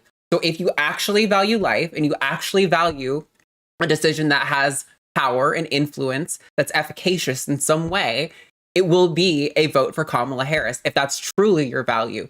And you know, call me. I'm gonna say something, and if I'm totally wrong, Scott, you tell me I'm totally fucking off base. But you've called in a few times. You've mentioned before that you don't like the two-party system. It feels to me like you just don't like the two-party system, and like this is a convenient excuse to protest vote. This is the first time I've ever called you. Called me or called the shows at all? What's up? Have you called other shows? Nope. Really? Okay. First time okay. caller. My bad then. Yeah, great. Then I'm off base. Yeah. No big deal. Whatever. So Scott. So I go ahead. Answer the question. Let him respond because I just kind of threw shit at him. So yeah, of course you did. No, it's okay. You're correct. I don't like the two-party system. You know, I wish there were other options for all of us, but you know, it is what it is, and we're stuck. And I agree with you that, you know, a vote for Harris is better than a vote for Trump. So, you know, I guess we're kind of on the same page, but I just morally, again, you know, like I feel stricken with guilt with voting for death. Okay. So I want to go along this route with you, Scott, because if it's a moral claim, it's hard for us to do an impact analysis of like human life versus human life. And I want to skirt that. I want to get away from that conversation just a teeny bit here, because the moral claim is outweighing the strategic claim of making sure that we have the understanding, like, regardless of the fact that you don't like two-party systems and all of that, but that's just the way the American government is. Like, as someone like myself who has been working in politics now for, coming up on 2 decades, I've had these type of conversations many times. And when I was younger, when I was starting my advocacy, I did let my morals and my heart kind of push me in a lot of ways, even when it came down to my vote. And what I realized was, when I actually take a look at it more objectively instead of morally, I was able to make better decisions for the outcome that I really want, right? Like, my heart is still there, right? I'm still a socialist. I'm still like all of these things. Like, all of that is still very real for me. I'm a pacifist. I'm a veteran for peace, like all of that type of stuff. So and this is the thing that I struggle with, Scott, is that we seem to have the same value set, right? You and I seem to have the same value set, but for some reason we're landing on such a different platform or not a different platform, but a different space when we make this decision of one vote in the millions and millions of votes that are cast in this country. And the outcomes couldn't be more desperate, right? So like, they just couldn't be they're just so different in such a fundamental way that we land in different universes, right? So for me, I'm trying to really drill down with you, Scott, that a moral vote can be defined in so many different ways that it's easy to twist and make a decision that may be not based in actual societal change in a lot of ways. So when I vote for the person who's better going to serve me, and not just like me personally, but my community as well, knowing that there's no perfect candidate, knowing that no matter if this was the most progressive person on the planet, let's say Jill Stein won tomorrow, right? And she's not even that progressive. But anyways, let's say she did, right? And she actually won this election. Do you think that all of these wars are just going to magically stop? Do you think that all of a sudden, like all the facts that maybe changes the way the healthcare system works is not going to leave people behind and also lead to death? The reality is, like, no matter who the president is, it doesn't matter if it's Bernie Sanders or not, is going to create a system where people are. You've heard the term "there is no justice under capitalism," right? You've heard the term that, like, there's no perfect utopia. So why don't we just all work in a unified strategy to be able to move people in a way that is the most effective? I always like to say this as well. FDR is probably one of the greatest presidents in American history, but he also freaking headed up the freaking Japanese internment camp as well, right? And so in reality, it's like, even when we look at figures like FDR that completely fundamentally changed a lot of the way our government works with Social Security, Medicare, housing programs, and all of those things, still had the Japanese internment camp to his name. And is one of the worst atrocities since, like, the genocide of the Native American people, right? So I really do think that you should really ruminate on why voting is so moral and not strategic, like the next best move on a chessboard. Try to take your morals out of it, because there's always going to be a trolley problem. Well, I agree with you in many of those points. I don't know if I can take morality out of voting, but I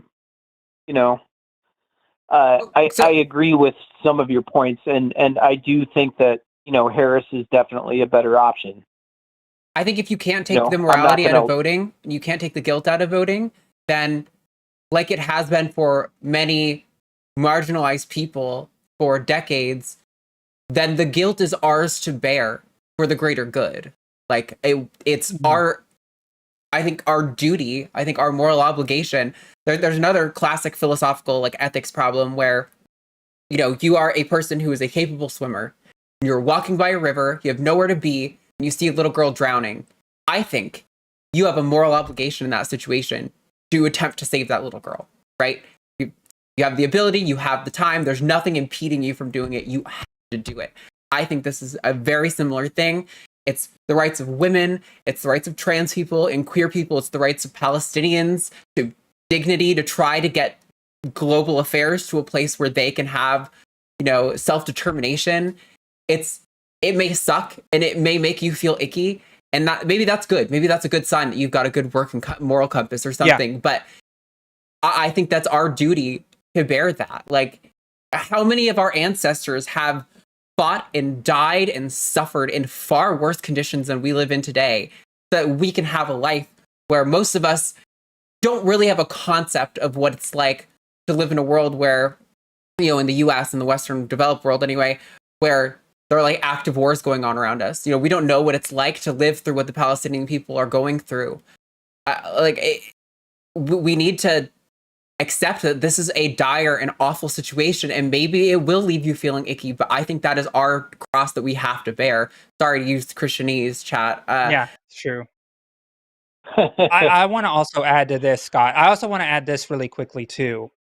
What about, and I was sitting on the train on the way back from the Ellipse on the Harris campaign, where I saw this woman who literally marched on the March on Washington. Like, she was an elderly, Black woman who was sitting there with a cane that went up to the Ellipse to see the possibility of the first Black woman president. Someone that looked like her, something that was a dream when they were marching on Washington, when they didn't even think they could sit on the same bus together with white people, right? At least to have the equality to be able to sit anywhere. And what do you tell those people who have fought for the rights for people to vote, and you say I don't want to do it because morally, the people who fought and put blood on the line to have access to the vote and see people throw it away because of another reason is also morally abhorrent. I never said I didn't want to vote. Just for the record. Sure, but there's a lot of people who are having this conversation, so maybe I'm speaking past you a little bit too. Right? To express this feeling, so we're kind of we're sure. But even though you are voting, you are still voting in a direction that isn't going to be effective in the results of this election, right? And so there are people. I didn't say that either, but yeah. Well, at the moment, right? At the moment, you're musing about it, right? And so the reality, yeah. Right. But like, maybe when you think about the moral protest vote that you're trying to do, why don't you think about that civil rights person that marched on Washington, or the suffragettes that gave, your femme people around you the access to vote? Like, why don't you think about the morality of the fact that, Scott, you have had, and men across the country forever, except for black men, had that access to vote as well. Like morally, I think that it is harder to not vote in a direction that is effective in America, because there's been so much bloodshed of people who wanted the right to vote at all. Just last Tuesday was the 50-year anniversary of women being allowed to even own a bank account separate from a man's permission. And I don't think they got that by electing the ideal candidate, the ideal feminist. They got it by getting a man who was at least sympathetic to the cause in, and convincing the body of Congress that this was something worth fighting for. They protested up to the way, and then they voted for who is their best shot. And then they kept protesting because it wasn't enough, and it will never be enough. And I just, this is the toil. This is the human condition that our lives are impermanent, and we have made things better for every generation so far. I don't know why. Like, listen, you aren't obligated. Nobody's forcing you to do the right thing. But I do think when it comes to a moral decision, the right thing is, like you said, you were hemming and hawing, and like that blows my mind. Like, to be completely honest, I don't know how anyone at this point can be looking at the state of things and be hemming and hawing. I think if you are a marginalized person and you care about, like you understand second and third order consequences for the Palestinian people, then I think the decision is so clear and obvious. It's from a moral decision, from a strategic position, like from every angle. To me, it seems to be so blatantly obvious. We are going to need to move on shortly because we've been on this call for half an hour. So I want to give you a chance to respond, Scott. I do appreciate your honesty in this conversation while I'm still frustrated. And not everything that I'm taking out is necessarily directly on you. We've been having these calls and these conversations for a couple months now with people in your position. So I apologize if... No, I totally get... Yeah. I totally get that. I appreciate your time, and I've heard everything you've said, and I agree with most of it. So, I don't want you to think that I'm just being contrarian to your stance. No, I don't necessarily think it's contrarianism, but to me, again, not hemming and hawing just feels like that can only be the result of privilege or dishonesty. Seems to be the only two options that I can see. No, I'm not going to vote for Trump for sure. I would vote for Harris, so I probably will. So like, you've made your point, and I appreciate it. Like, I think you laid it out pretty well. The only thing I'm hemming and hawing over is, like maybe a third party vote, but only because I live in Illinois. If I lived in Texas still, I would absolutely vote for Harris. No doubt. I appreciate knowing that, at least. I mean, I still think everyone needs to be voting for the best option to defeat Trump no matter what state you live in. But I appreciate that at least the least harm that can come from that decision is in your situation. But I don't want to let anyone think that that is the situation is so dire. Good, the consequences are so dire. Like, it is, we really need to be doing the best opportunity to defeat Trump. Everyone needs to be on board for this. But thank you, Scott. I appreciate. I agree. I want the best for you. I want the best for, like, every woman and LGBTQ person that exists. So,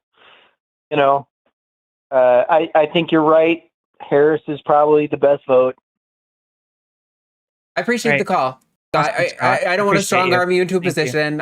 You should go and think about this for a few days. Like, rewatch the call if you want. Really? Do whatever activism you feel is necessary. But I definitely think this is a really good conversation. I appreciate you calling in. So I hope you vote for Harris. All right, thanks for having me. See you later. All right, bye. All right, we have one caller left on the line. Lines are closed because we had 6 lines open and there was nobody else calling in. And we're at 90 minutes, so I think... the next caller actually called into the Sunday show this past week and was encouraged to call in here. I'm so glad she did. So we're going to talk to Maureen. Pronouns are she, her, in Canada. And just kind of looking for basic information on trans stuff and about, what it means to be female and male, and does trans mean a physical transformation? Maureen, give it to us in your own words. I'd love to hear what you're thinking. Okay. Hi. Hi. Yeah, I'm going to start by saying, like, I'm almost 70, so I grew up with a basic understanding of a male and a female, and a he and a she, and I understand that there are people who feel differently, like want to be something more than what I think those definitions are. And I have a couple questions. My first question is a trans person a person who has physically done the transformation? Not necessarily. So the way we tend to talk about it here, and you're going to find a little bit of discrepancy between, like, groups. I think a doctor probably cares more about somebody who's getting transition medical care, right? So maybe that applies more there. But when we're talking about trans rights and advocacy, I'm generally talking about somebody who feels as though their gender identity, which is like a stable psychological construct, differs from their sex assigned at birth. So there are some people who feel like, their gender assigned at birth doesn't apply to them, but they don't necessarily feel a strong impetus to change their body with surgery and doing social conventions like maybe growing their hair out. And I don't think that invalidates who they are. I think it might make it harder to communicate who they are to society, but yeah, I think that person is still trans, even if they don't make, as you put it, the transformation. Okay. And so you were saying the gender thing. Do you believe that's all social and culturally done? Like, there's nothing in us innately that makes us a gender? So I love this question. This is kind of an effective gender. Much like love in the English language, gender means like 5 different things in the English language, and it's so confusing. I think what you're talking about, Maureen, I would consider that to be, I would just say that's gender, which is like the social construct. And I think that does mean things like, the kind of jobs women have and the kind of roles women fulfill versus men and yada, yada. Oh, okay. But what I'm talking about with trans people, gender identity, is much like personality or your favorite flavor of ice cream, is a stable it's a manifestation of your brain, of your consciousness.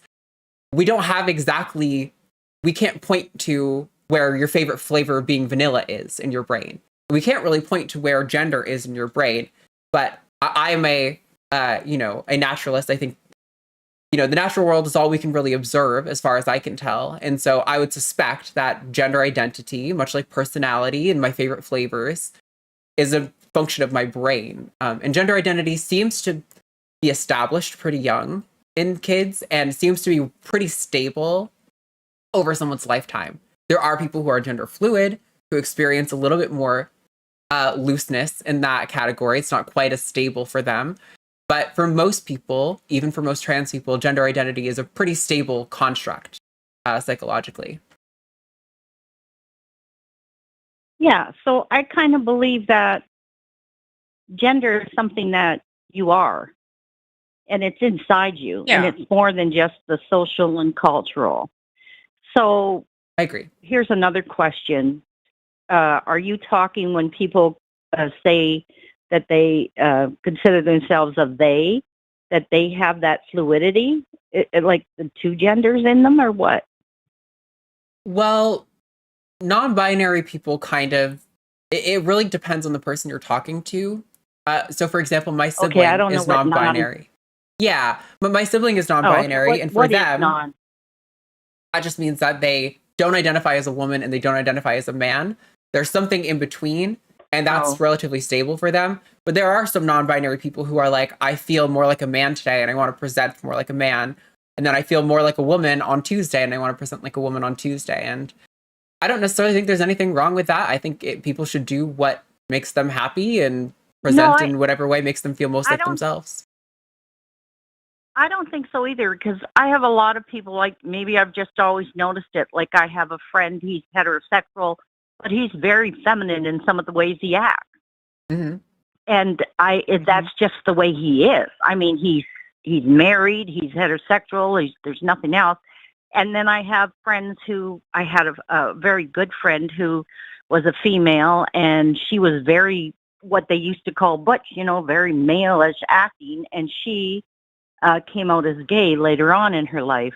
And so I've always seen that there were differences in people, like that there are times when, like, women who want to play football are more aggressive, but then they want to dress in like the social, dress up in a pink dress. You know what I mean?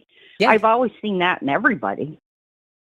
Yeah, and Maureen, I want to just yeah, so I think what you're mentioning is kind of the evolution of language, right? And how we are able to better identify, right, different things, right? Like maybe, if that friend of yours, like was born in this time and era, right? And maybe it was this age, maybe would have been able to consider non-binary, but before it was really hard to be able to put words in it, where now it's more culturally accepted for non-binary people to even exist, right? That's why we call non-binary erasure, non-binary visibility is so important, because a lot of non-binary people throughout history have been erased because they were always the two categories and they were so rigid.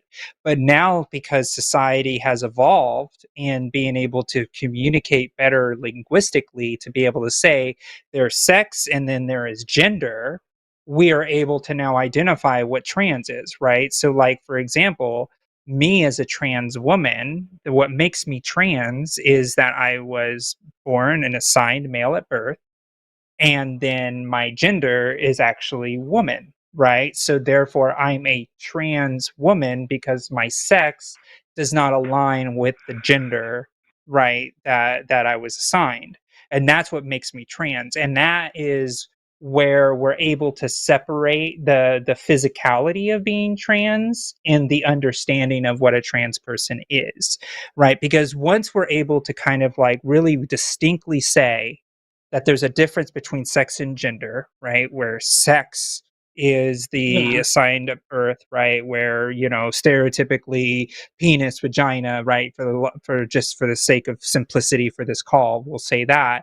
Where gender is more of the way the person identifies and possibly even presents, right? To make it to do it that way. So when we're able to classify those two terms as separate, that's how we're better able to understand the way people are actually presenting, showing up in your life, and then you're able to then better understand what is going on, right? And I think that most people that are still grappling with this concept are still pulling sex and gender apart. And then once you're able to pull it apart, then physicality really doesn't matter anymore, because I, as Josie, regardless of if I've had, bottom surgery or not, am a trans woman, right? And that way, nothing else matters other than the fact that I'm saying, hey, I'm a trans woman. And now with the separation of gender and sex, you understand what that means. Does that make sense, Maureen? I think it does. I guess, I'm still, I want to ask this question. I hope it's not offensive. Can trans people be gay people? Oh, yeah. Yes, Absolutely. I'm in a gay relationship right now. Yeah, I'm bi. Oh, Right? okay. I'm bisexual.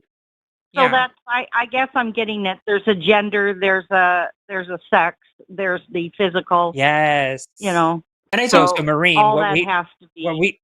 oh, go ahead. Yeah, I'll get you in a second. So Maureen, there is what makes up a person, right? Is your sex, which is basically what you're assigned at birth, your gender identity, what you identify as, your gender presentation or gender expression, right? So therefore, like, the way you present. So for example, someone who is who still identifies as a woman but dresses in more masculine presentation would be considered a tomboy. That means their gender presentation is male, but or more masculine. Let me say that, more masculine, even though they identify as a woman, right? So gender expression. And then you have sexuality, right, which is who you're attracted to. And I would even add for extras like relationship configurations, because some people are attracted to nobody, and or they're asexual where they don't have any partners or want for partners. People who are monogamous, and people who are polyamorous, meaning they can have more than one relationship. But all of those things are independent of each of everything that we are as a human, but those 5 things make up who we are as humans. Does that make sense? So anybody can be a combination of all those things. Yeah, or exactly. One of those things. And yeah. I think I would add too that it's important to recognize that those things, while they are independent constructs, when we're saying they're independent, we're not saying that there's like no relation at all, right? Because like obviously most people are cis people. Most people's gender identity and their sex is completely aligned. There's obviously a relationship there. We're just trying to say that, go ahead. Sorry. Yeah. Yeah, I'm sorry. You're right. No, I didn't know what cis meant. Oh yeah. Cisgender what is cis meant. Yeah. Cisgender. So cis is short for cisgender, which just means somebody whose gender and their sex are the same. So like I'm presuming, Maureen, that since you're not a trans person, you're probably a cis person. I would say that I am then, yeah. Okay, yeah, I get it. Cis just means not trans, basically. Not trans, okay. Cis is not trans. Yeah. Right. But yeah, I think like it's sometimes people will have this reaction when we say like, oh, gender and sex are different, where they're like, well, most people are cisgender, so obviously they're not different. And it's like, well, no, I mean, they can be related and they can influence each other, but it doesn't mean that they're always the same for everyone. And for those people who they're not aligned on, we experience a lot of marginalization, in housing, in the job market, between in the dating world. And so I think we're just trying to say that we want more people to recognize and to acknowledge our humanity, right? To protect us from discrimination in all those official capacities, and to hopefully influence society to think that our lives are not meaningless and worthwhile, and that using us as a political football is ethically dubious. And that's really what we're advocating for. That's our big thing on this show. I don't need people to accept me. I don't need people to become trans advocates. But what I do need is people to be willing to vote in defense of my human rights and my right to access society just like everybody else does. I don't need people to love me or to be my best friend. I just want people to not be able to kick me out of a restaurant because they know I'm trans and they don't like trans people. That's like the goal, right? Yeah. Is to just prevent discrimination. Yeah, just respect people. Absolutely. Respect people. And everybody should have the same rights all the time. I don't see why not. That never made sense. Do you think that the biggest reason there's such problems for trans is just a fear of unknown, or is it more based on their religious, cultural, social things that tell them, no, that's wrong? I think there's a lot of things going on there. Yeah, it's a little bit of both, and I think there's some other stuff going on there. I think culturally we are misogynistic. We don't like women and we don't value femininity. And so when people who are assigned male decide I'm going to transition into a woman, to society, that is like the biggest form of degradation in so many ways, right? Like, oh, you're willing to take this lower status in society, and so we are met with a lot of their contempt. I never even thought of that. Yeah, and so I never even thought of that. I think there's so many intertwining elements. Transitioning into so not only with what's going on with you, you're transitioning to a woman. You want to be identified that way. I never even thought of the way that society treats women. That you've all taken this on now. Absolutely, and that's another aspect of what you've taken on. Yeah, I never even thought of that. I get sexism all the time. My partner and I, we breed reptiles, right? We go to these big reptile shows, and we've had a guy before tell my husband that he thought I was his trophy wife. We aren't legally married. I keep saying that, and everyone's like, "Oh my God, when did it happen?" This guy called me my partner's trophy wife, which is like a gross and like misogynistic, dehumanizing thing to say. But I'm trans and I'm still getting misogyny, right? Like it's this weird like intersection that we exist on. And then when people do know we're trans, then there's an extra level of disgust that gets added on top of the disdain that society already has for women. And I think there's just so many things going on there. Growing up, like just real quick anecdote, my dad is a huge misogynist and a racist. He's not a good person. We used to go out like ice fishing in the wintertime because I lived in a northern state. We were on a lake.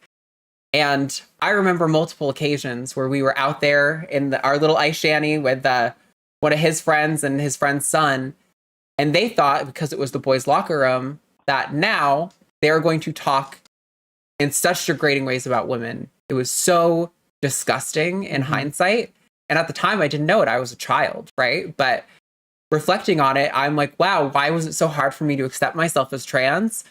Because from the time I was a little kid, I saw how my dad spoke about women. I saw how society treats people, right, who aren't white men, basically. Sorry, go ahead, Josie.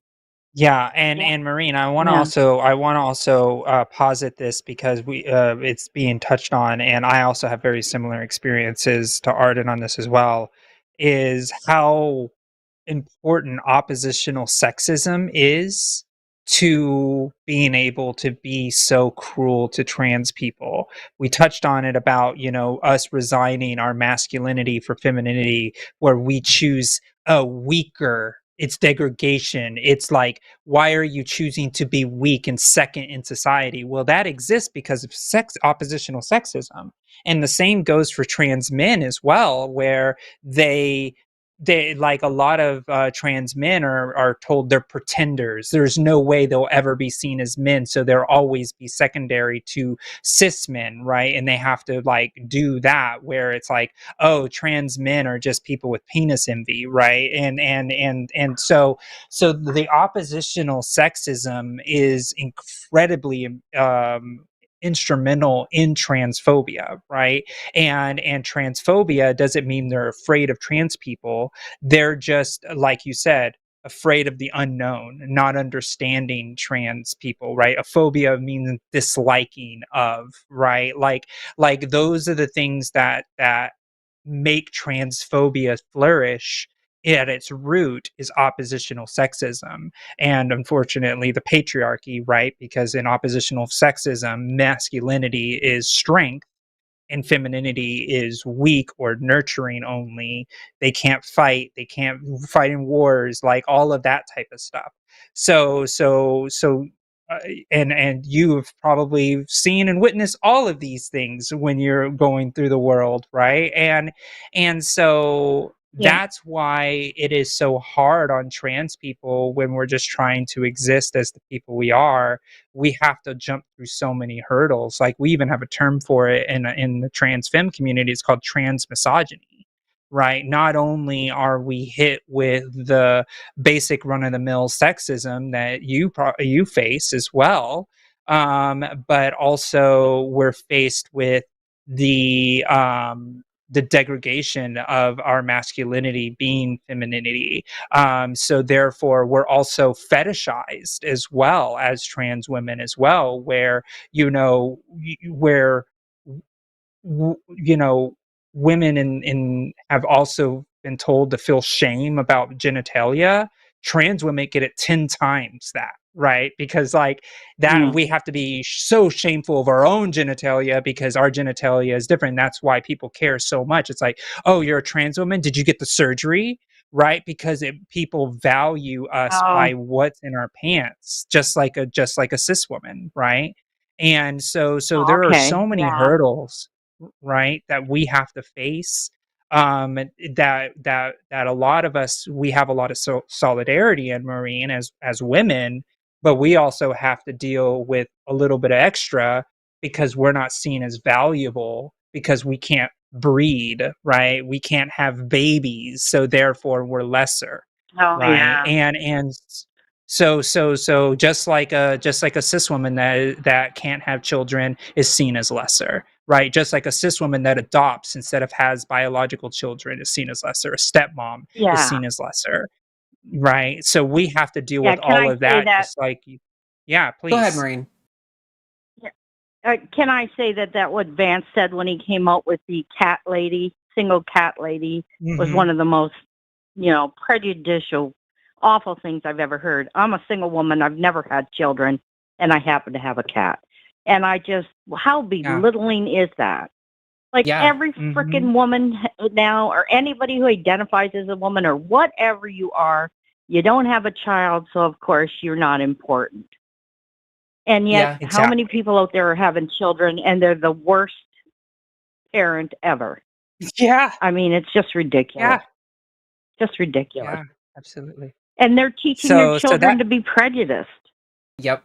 Exactly. So Maureen, like, and that's one of the things about, this is why we say that trans women, and I'm very speaking to a lot of women. I'm not forgetting my other trans siblings, but as trans women, trans femininity includes us because a lot of the discriminations that you face, we have solidarity, right? We're fighting the same fights. Yeah.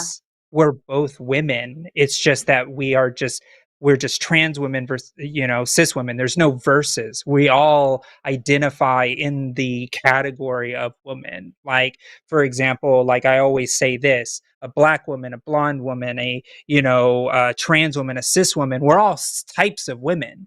And that solidarity is important for us to be able to hold. And that's what feminism should encompass us.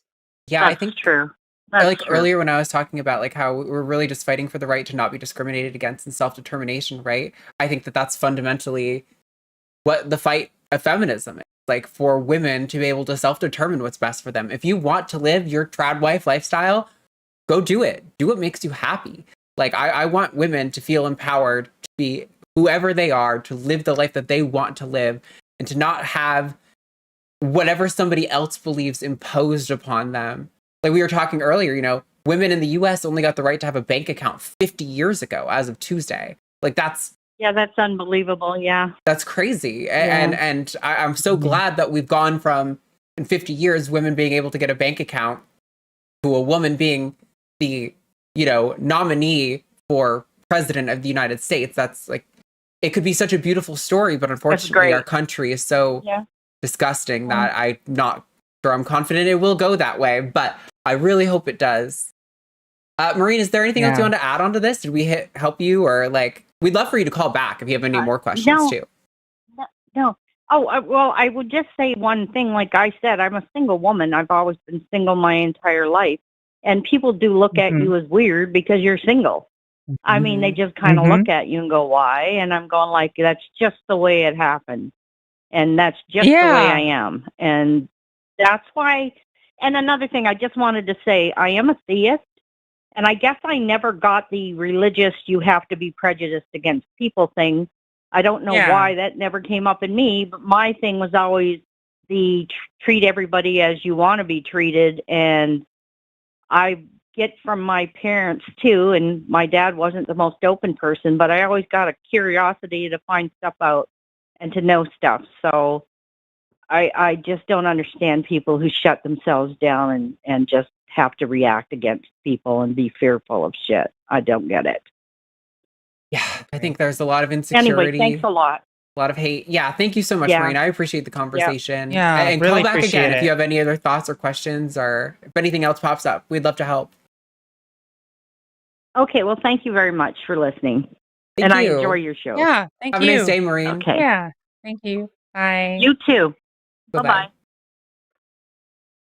All right, Josie, I'm going to put a one up of you before we get to super chats because I have to pee so bad. It's ridiculous. So you can enjoy taking over chat for like 2 minutes. Probably not 2 minutes, but I mean like... Anyway, bye. Let's see if Arden comes back suspiciously quickly. I am so happy. Now you get to see my whole background. Yay, it's exciting. No, I hope that y'all all do something for this election. It's incredibly, incredibly important that we go and do something this weekend. We're gonna win this election. I truly believe it. It's really very, very important. And yeah, I hope that I get on Sunday or Saturdays because I had a lot of fun doing that. I like yelling. I like argumentation. Also, something that I'm trying to do, something that this chat decided to let me know, and I'm glad you did, even though it hurt me, is I say right a lot. I say right a lot when when I go into explanation mode. When I get into lecture mode, I'm like, right. Ah, it drives me crazy. I have been saying it way too much, and now every time I say it, I think of all of you chatters going right. Oh my gosh. The comments got me. I made the mistake of reading the comments. Oh my gosh. But make sure you put in those hashtag Team Josies. Since Arden isn't here to defend herself, just put them in. Just go ahead. I see you.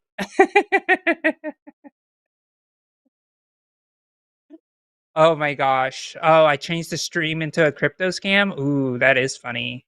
Be like, all right, this is why you should all buy my NFTs. I will say that right when she comes on. You are not turning my show into a crypto scam. It's too late. I've already been selling NFTs that hot off the presses. Wow. It even has me holding Bitcoins, my own trading cards. They're the best. And if you buy 100 of them for $99, I will give you a piece of my winning dress. I won't tell you what I won, but I won, and I'm going to give you a piece of that dress. Wow, trading piece card of a form. dress. That's a piece of a dress. That's some real valuable stuff there, folks. All you have to do is buy 100 of my NFTs for $99 each. I would highly recommend you don't buy Josie's NFTs. Something tells me it's a scam. But anyway, we are moving on to Super Chats. Super Chats of $5 or more will get read live. And if you add hashtag Team Arden or hashtag Team Josie to your Super Chat, it'll count as a vote towards our whoever has to defend the winning position, which it looks like today is hold on, wait, I've got like 3 things I'm juggling right now. Looks like today's loser position you have to defend is everyone needs 3 lava lamps minimum.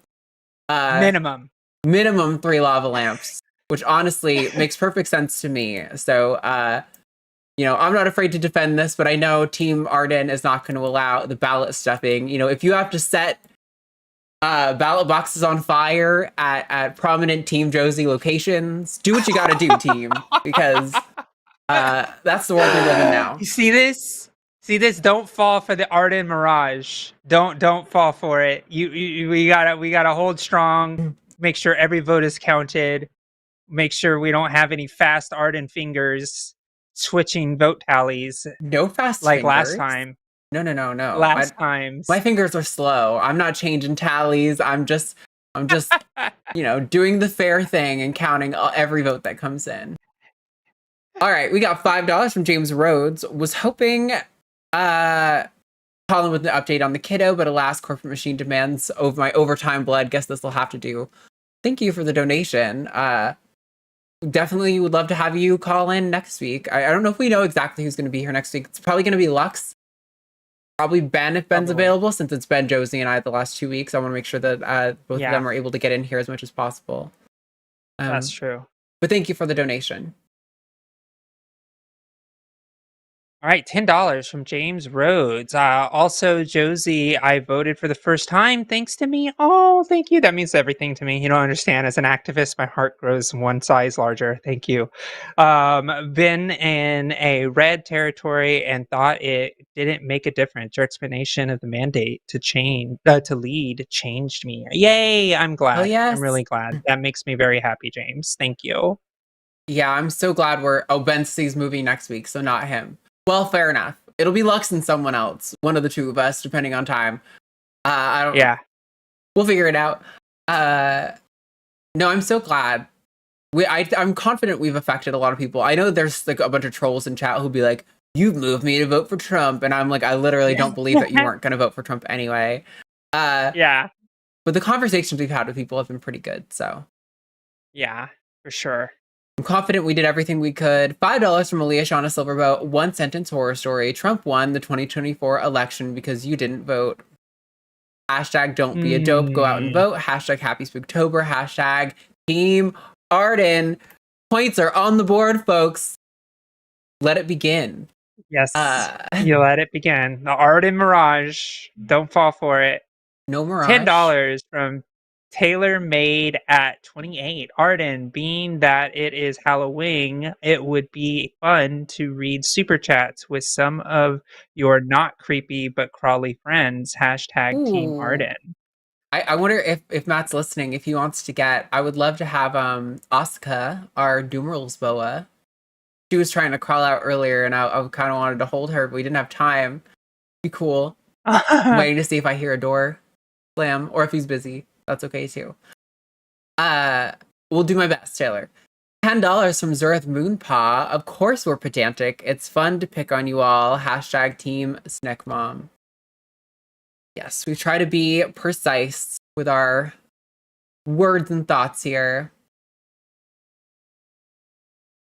£5 from Sean Usherwood. Vote, please. Please vote. Yes, agreed.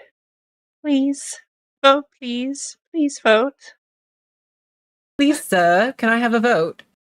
I know so many people. Last time I did an English accent was years ago because Katy used to be on the show at the time, and people were like, "Wow, your accent's so bad." We have so many super chats, you guys. It's gonna be. I love it. It's gonna be the vote count turnout bigger than ever. $10 from Tubi and 323. There are historical examples of where someone lost or won an election by literally one vote. Go out and vote. I did. Harris 2024. Absolutely. Like we were saying, people were pointing out that, Biden only won Pennsylvania by like 60,000 votes or something like that. Or no, sorry. Hillary lost Pennsylvania by 60,000 in 2016. And there are more, there are like 400,000 or something like that, Puerto Rican voters in Pennsylvania, more than the margin by which Trump won. So yes, this is Asuka. She is a Doomerals boa. They are a type of burrowing ground boa from Madagascar, and they have this pattern on their sides that kind of looks like a luchador mask. They're so that's cutie. Cool. Yeah, and there's no morphs. These are just like the wild type. So yes, thank you so much. Oh, you're such a beautiful girl. She's getting big so fast. We got her probably like 4 months ago, and she was like maybe like 30% smaller. You want one of the twins? That could be really cool. We just hatched twins, which means there were 2 snakes in 1 egg recently. They're very tiny. They're so small. Oh, and the baby hawk. Oh yeah! Oh my God! We got a baby hog nose from a friend as well, and I thought you said a baby hawk. I was like, hawk? No hawk, hog, like hog nose. 10 money from a video, 100 money from a video game, from observation at thoughts. Hello, Arden Hart, ma'am. How are you? We love your all stream this channel. All panelists are incredible and given us most valuable knowledge of human life. I love it. Thank you This is one so of the twins, much. obviously. Okay, this is one of our twins. If you don't know like a baby ball python size, then maybe it's hard to know. But they're part of a clutch from they have genes called blue-eyed Lucy genes. Leucistic means they are basically a completely white snake. Now this one has some orange pattern on it because there are other genes in there too. But yeah, it's about half the size of a normal baby ball python because it was in the egg developing with a twin. They're not like completely identical, much in the way that identical twins can still have like slightly different fingerprints. But they are identical in their genetics as far as we can tell. So yeah, they're so It's a cute. cutie. They're just It's a so cutie. tiny. Also, they've been Hi-yo. a little like alert, which makes me think they might get spicy after they've had their first meal. Baby snakes get spicy a lot. Anyway, oh my god, 3 super chats have come in since we read the last one. It's your fault. You did this. From the Soul Phoenix, voted blue across the board today. Keep the Grim Reaper away this season. Cis white straight guy giving support where I can. Thank you so much, Soul Phoenix. Yay. We really appreciate it. Doing Thank the work out you. there. £5 from Mystic Minds Analysis Tavern. The Democrats won't solve guy our is nearly problems, but impossible neither to hold. will they actively. Here. Oh my god. Neither will So actively small, and he threaten moves trans so rights much. to exist. Good luck, He is M's. nearly Vote blue. impossible to Thank hold. you, Mystic Minds. Look at how tiny he is. It's not even the size of like my pinky finger. Oh And gosh. hognoses are a burrowing species, so they have like a shovel face. That's why they're called hognoses. And so he is not used to handling yet. He's so small. Like he's just flipping around. He's trying to get down to the ground so he can burrow again. Look at that tiny little face. I wanted to focus so Cutie. bad. There you go. Look Oh, at there his he goes. tiny little He does nose. got a shovel face. He's Oh got my a god. shovel face. I actually did not give you one of the twins a minute ago. I gave you one of the twin siblings. That's one of the twins. Oh my god, it is knotted up like a ball. I guess I hadn't seen. They are smaller. This is why comparing them is really good, having like a not twin and a twin. A regular size hognose versus a half size twin ball python. They're so tiny. Oh and something we're going to my do tonight God. that we've done the last Halloween is take our snakes out while we're waiting for giving candy to kids for Halloween and being able to be like, do you want to touch a snake? Inevitably, every kid's like, no way. And then they're like, okay, maybe I do want to touch a snake.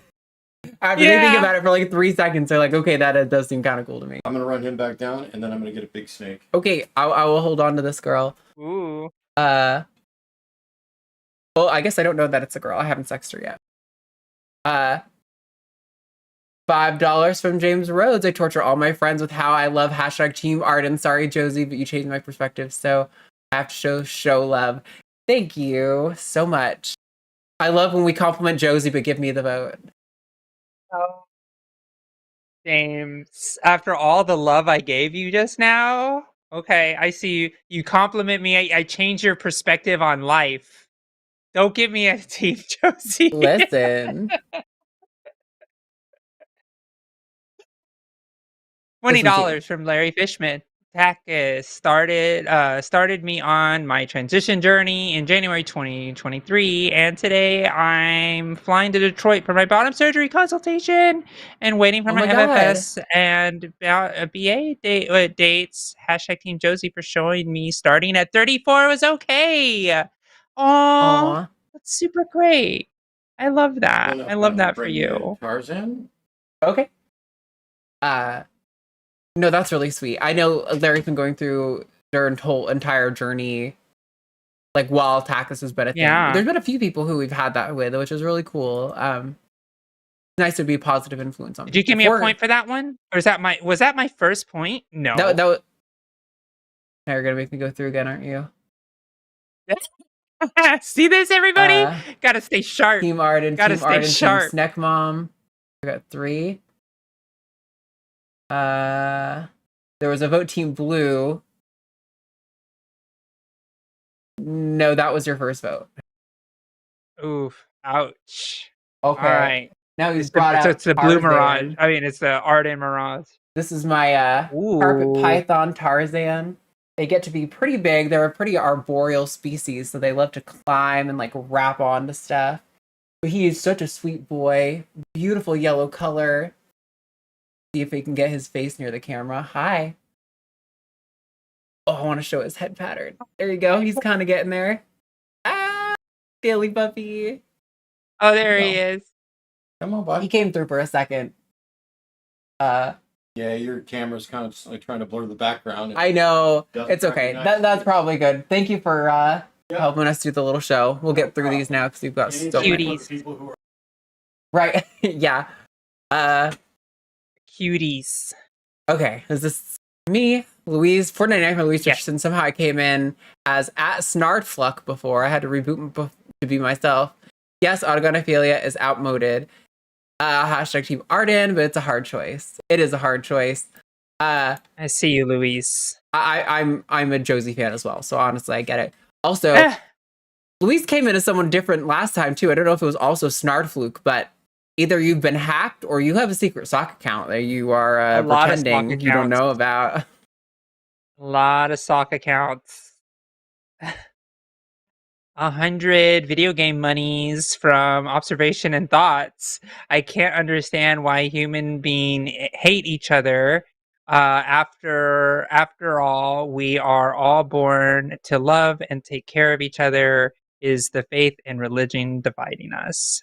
Yep. It's true in a lot of ways. That and a lot of things. Also, I realize I don't think that currency actually equals $5 USD, so I probably shouldn't have been putting these through, but that's all right. Happens.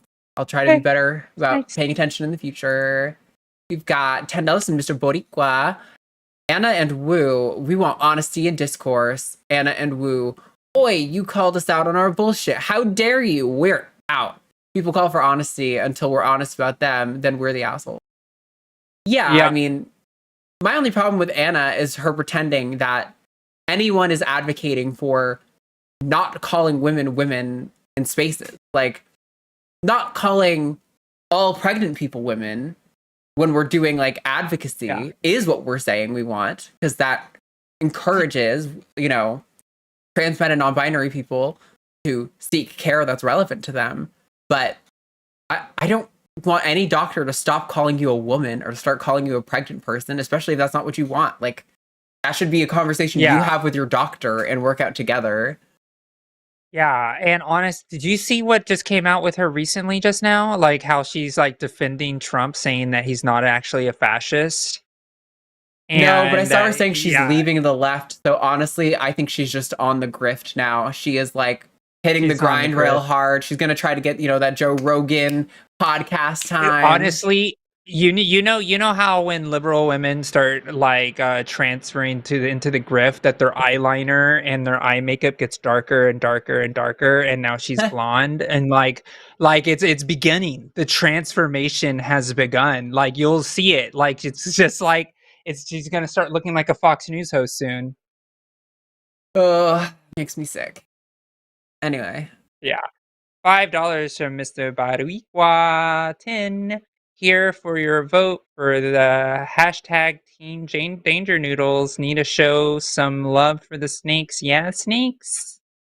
Love the snakes. Ooh, that's my team. Thank you. That is your team.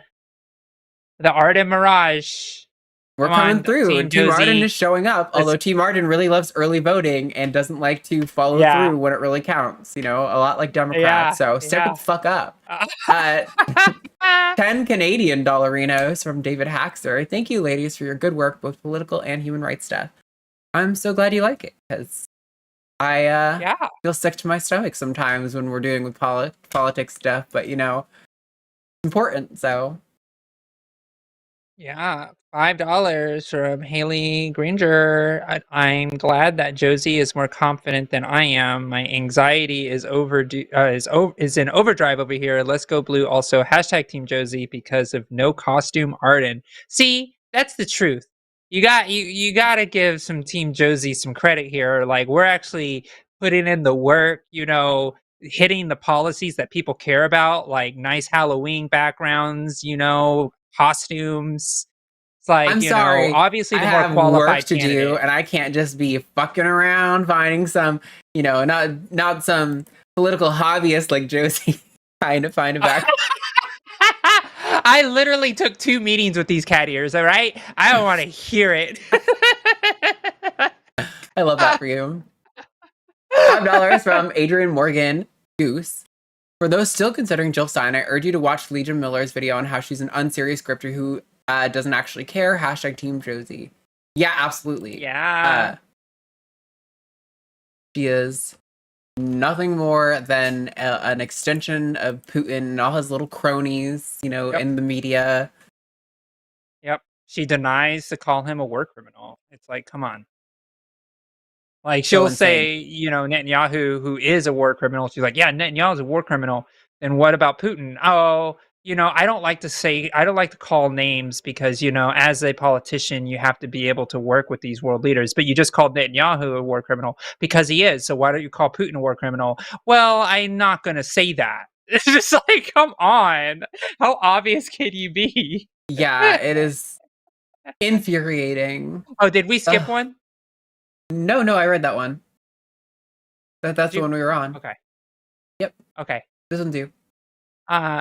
Is it $10 from Moscowville? Portland is introducing ranked choice voting this year. I'm excited to see it. I'm excited to see how it works out. It does sound like a logical way to make third parties viable always. Hashtag Team Arden.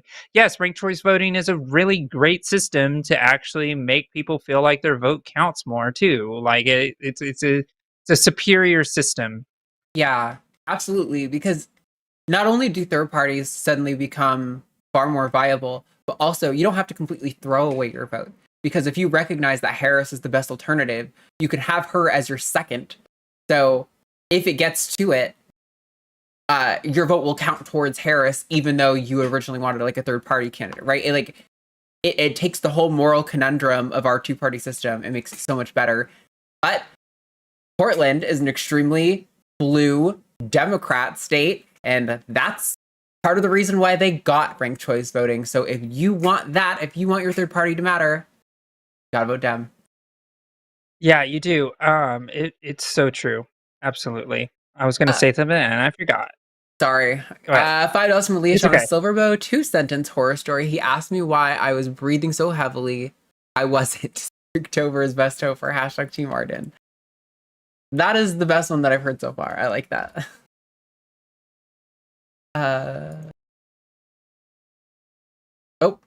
This is also not worth $5. I'm realizing, but it's fine. Read it. I put it through. Okay, $100 from Observation and Thoughts. Why religious peoples are not able to think or understand even a single word of humanity. They always think about their religion or themselves. Yep. So just for people's reference, the YouTube thing will color that at a certain tier based on your currency value, like in your local area. And so when I see like green, I put it through. I shouldn't have done that. And that doesn't mean that we're taking less than $5 super chats. I'm just dumb. That's all that means. That's fair. See, this is why you got to vote for a more intelligent, qualified candidate. Listen, the American people have shown they don't like intelligence. They like spirit and willingness to say offensive things. So that's why you need to vote for Team Arden. Wow. See what Team Arden See what Arden thinks of you, Team Arden? She thinks that she's like, I love the uneducated. That's terrible. I do. I love all people. I love the uneducated. I love the educated. Thank you for making my point that I am not bigoted and against people just because they lack education like Team Josie is. $5 from Charlie Kara. Hashtag Team Josie for the Halloween spirit. Yay. The smear campaigns. $5 for Monkey Typewriter. I just can't understand why voting against the record holder for most bombs dropped in a term is a tough decision for an anti-genocide demo. Yep. Agreed. Yeah. I did like talking to Scott. He seemed like the more reasonable person in that position of the people we've talked to, but I'm flabbergasted how anyone can be hemming and hawing. Like, anyway, I'm going to be on a soapbox for 5 minutes if I do that. $10 Americapedia. Considering one candidate wants to turn the U.S. military on protesters, I'm going to go vote for the bad thing that I won't get shot in the face for protesting. Yeah, absolutely. Trump had asked if the military was allowed to shoot protesters in the legs. That's the kind of what he was saying. He wants generals who are loyal to him, like Hitler. That's what he's talking about. You're not going to be able to protest for Palestine if Trump wins. Yep. $4.99 from Marky.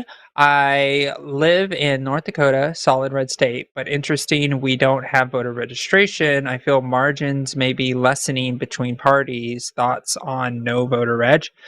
I mean, voter reg is something that is very interesting because I think that like motor voter is really great. Like if you have to get an ID, then it automatically updates your voter registration. So therefore it removes a step. But yeah, if you were to like just have like a system that just registers the person to vote right there on the spot, that would be a very superior system. Registering the vote is an extra step. And that's why I get really angry at voter ID laws, because if there is a voter registration process that required a voter ID and social to prove that you're a citizen, why would you have to show your ID if you've already done that once already to register the vote? Yeah, I agree. I think voter registration is annoying.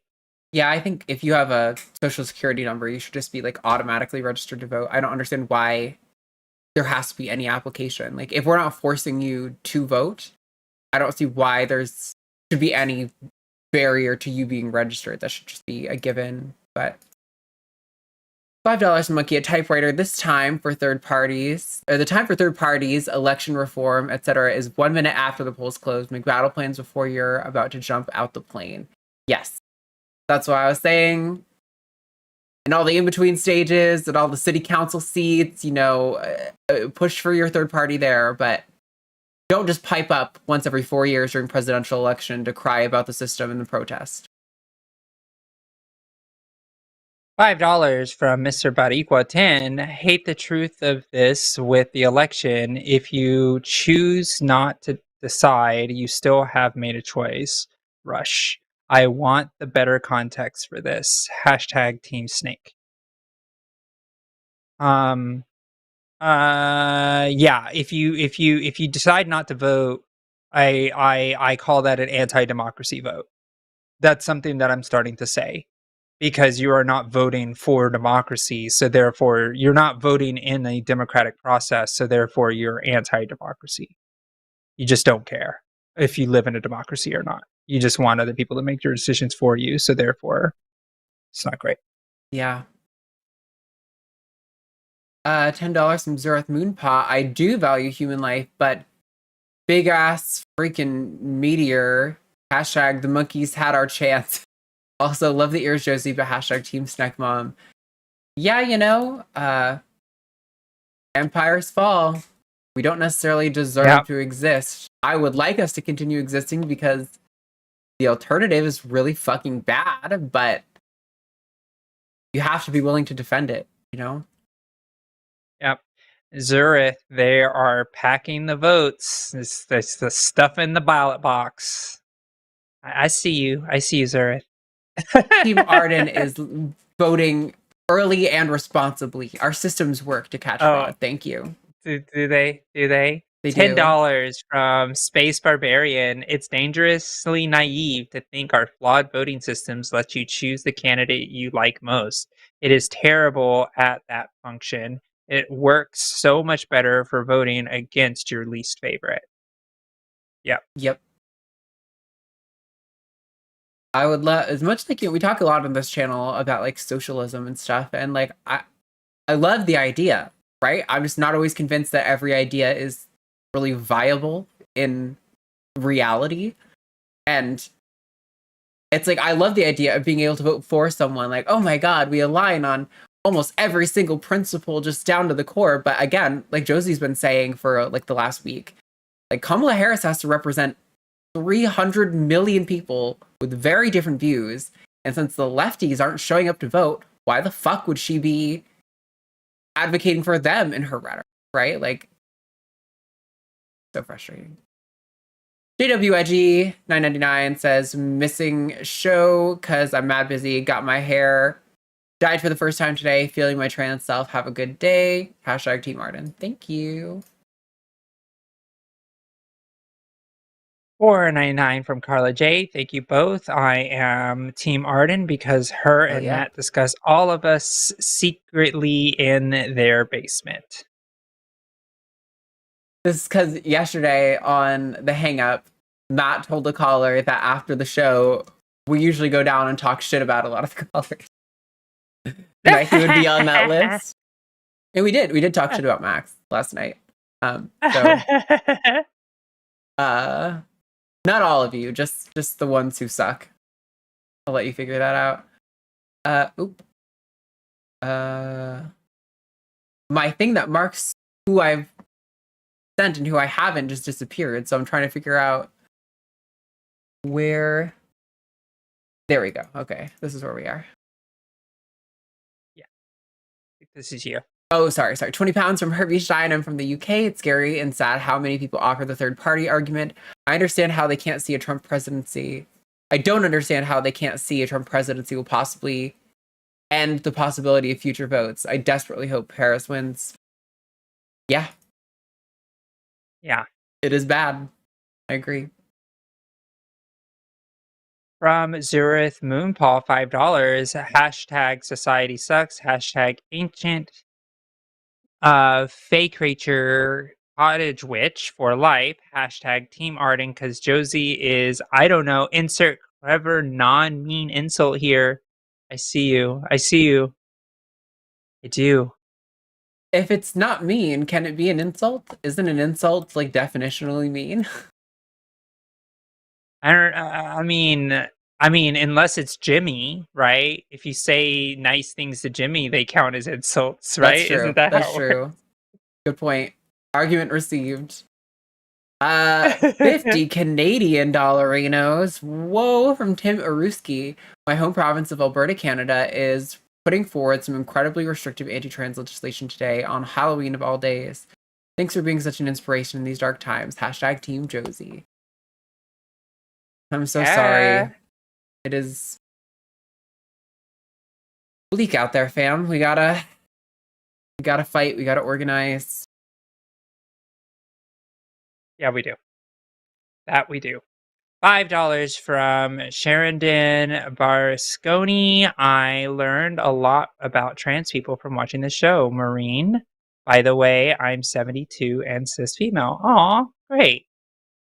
Thank you, Sheridan. $5 from Malia Shauna Silverbow. What healthcare do monsters use? Metascare. Hashtag puns that put you in stitches. Hashtag vote Harris. Hashtag oppose fascism. Hashtag Team Arden. Thank you.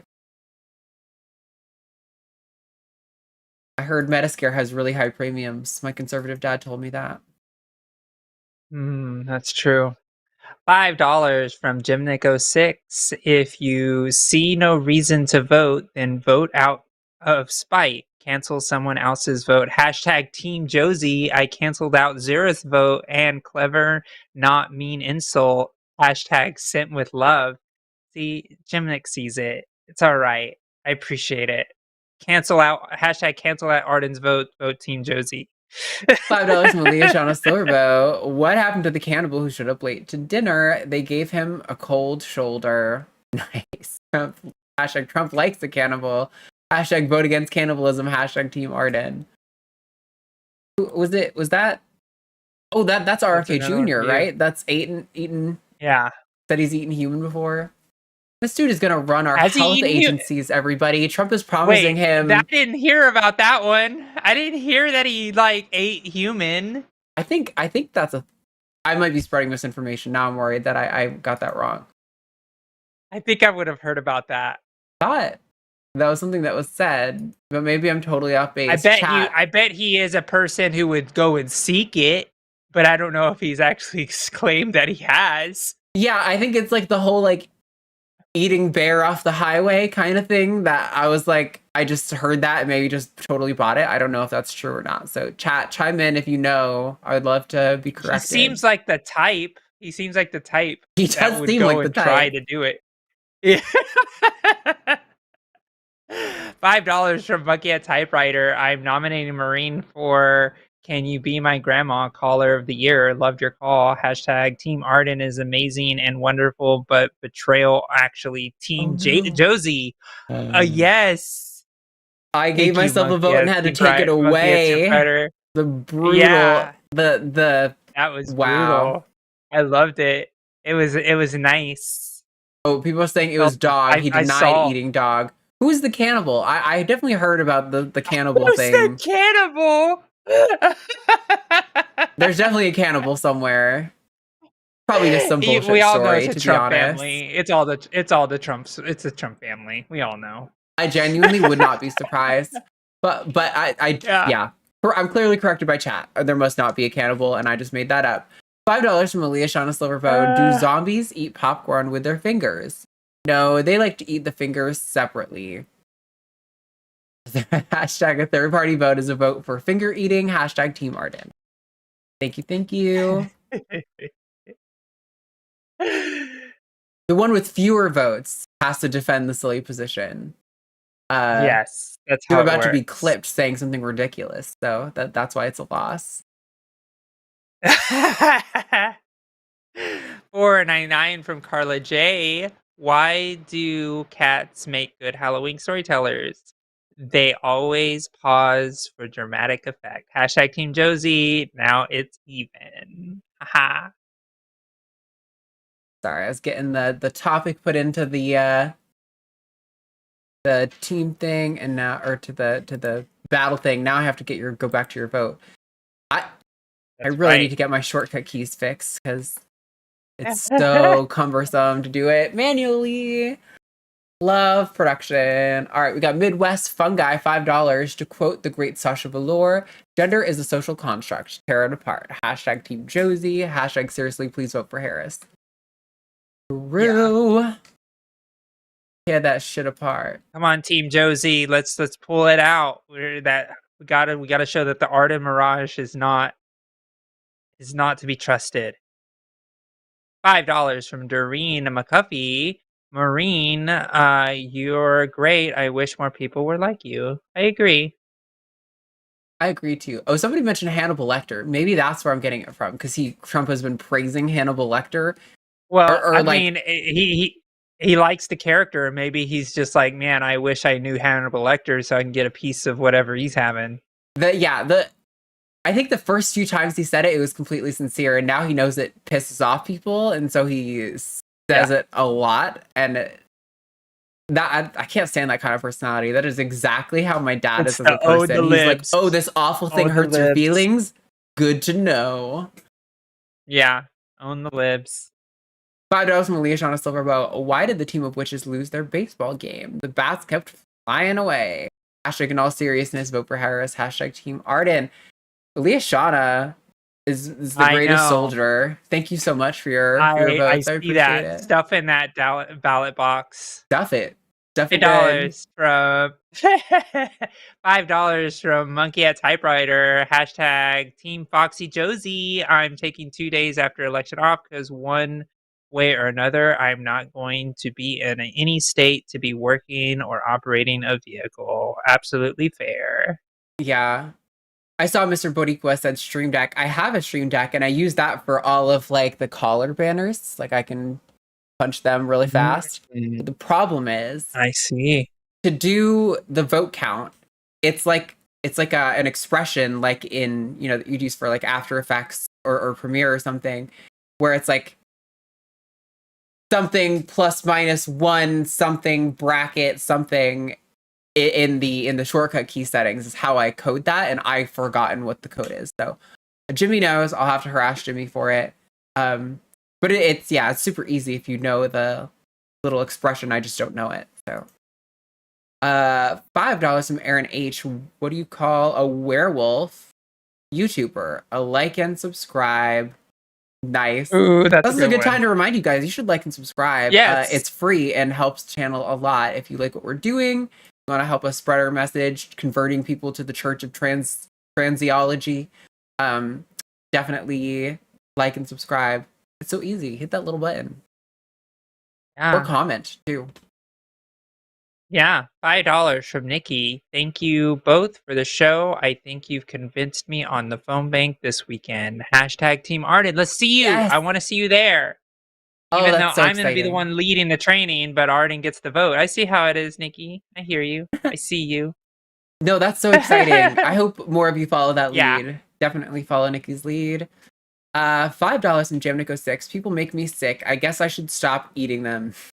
Leah Shauna said Josie is a cannibal. Josie's the cannibal? Oh my god.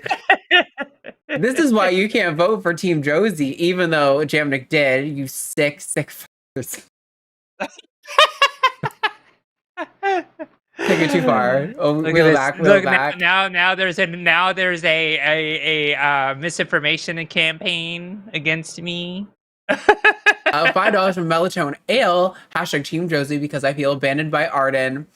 Love y'all. This show is my sliver of happiness. Why do you feel abandoned? What did I do? I'm here advocating for you. And by the way, it's Ali, like Alejandra. Oh so yes, Allah. Ale, like Alejandra. See? Right. Sorry. This is why. Melatonin Ale. You see that? Thank you for the correction. Yeah. $10 from Yancy Yeziko. First time listening to y'all. Sent the link from a friend. Keep doing what you are doing. You're amazing. Oh, well, thank you for That's so joining us cool. today. See, look. Hope you come back. That's really cool that somebody sent this person a link and now they're watching. So definitely, if you have friends who you think need to hear this because they're maybe not on the right side of things, or if you think they'd be a supporter, like it'd be really cool to send them the show because it helps us so much, and it might get your friend like in a new community with you. So also, I'm gonna guess this last name is Chesco. Yes, Matt watches a lot of chess, and there are a lot of like. What's the name for the sort of like Russian script? There are a lot of those kinds of names there, so I feel like I hear you them telling a me I lot. need a challenge? So Matt and I are gonna play chess then because I love chess. Oh, that'd be great. He would probably enjoy that. Yeah. All right. $5 from Leah Shauna Silverbow. How do vampires pay for stuff online? They use cryptocurrency. Hashtag Josie is selling NFTs now. Hashtag a vote for Harris is a vote against fascism. Hashtag Team Arden. Thank goodness Team Arden is standing up against this scam stuff that Team Josie is perpetuating. Team Arden would never support these horrible practices. Cyrillic, yes. Thank you, chat. I appreciate it. Cyrillic. $20 from Dade Murphy. Hashtag excuse me. Happy Halloween, you're godless heathens. Yay, of course. Thank you. Happy Halloween, you too, Dade. At least this team's in the spirit. 20 fictional dollars from Natty. Hey, ladies. Thank you for all your hard work on this show and elsewhere. You've helped us get through this stressful time. We're going to win this. I know it. Who needs Halloween monsters when we have the MAGA horror show? That's true. I appreciate your optimism. I don't share it, but I appreciate it all the same.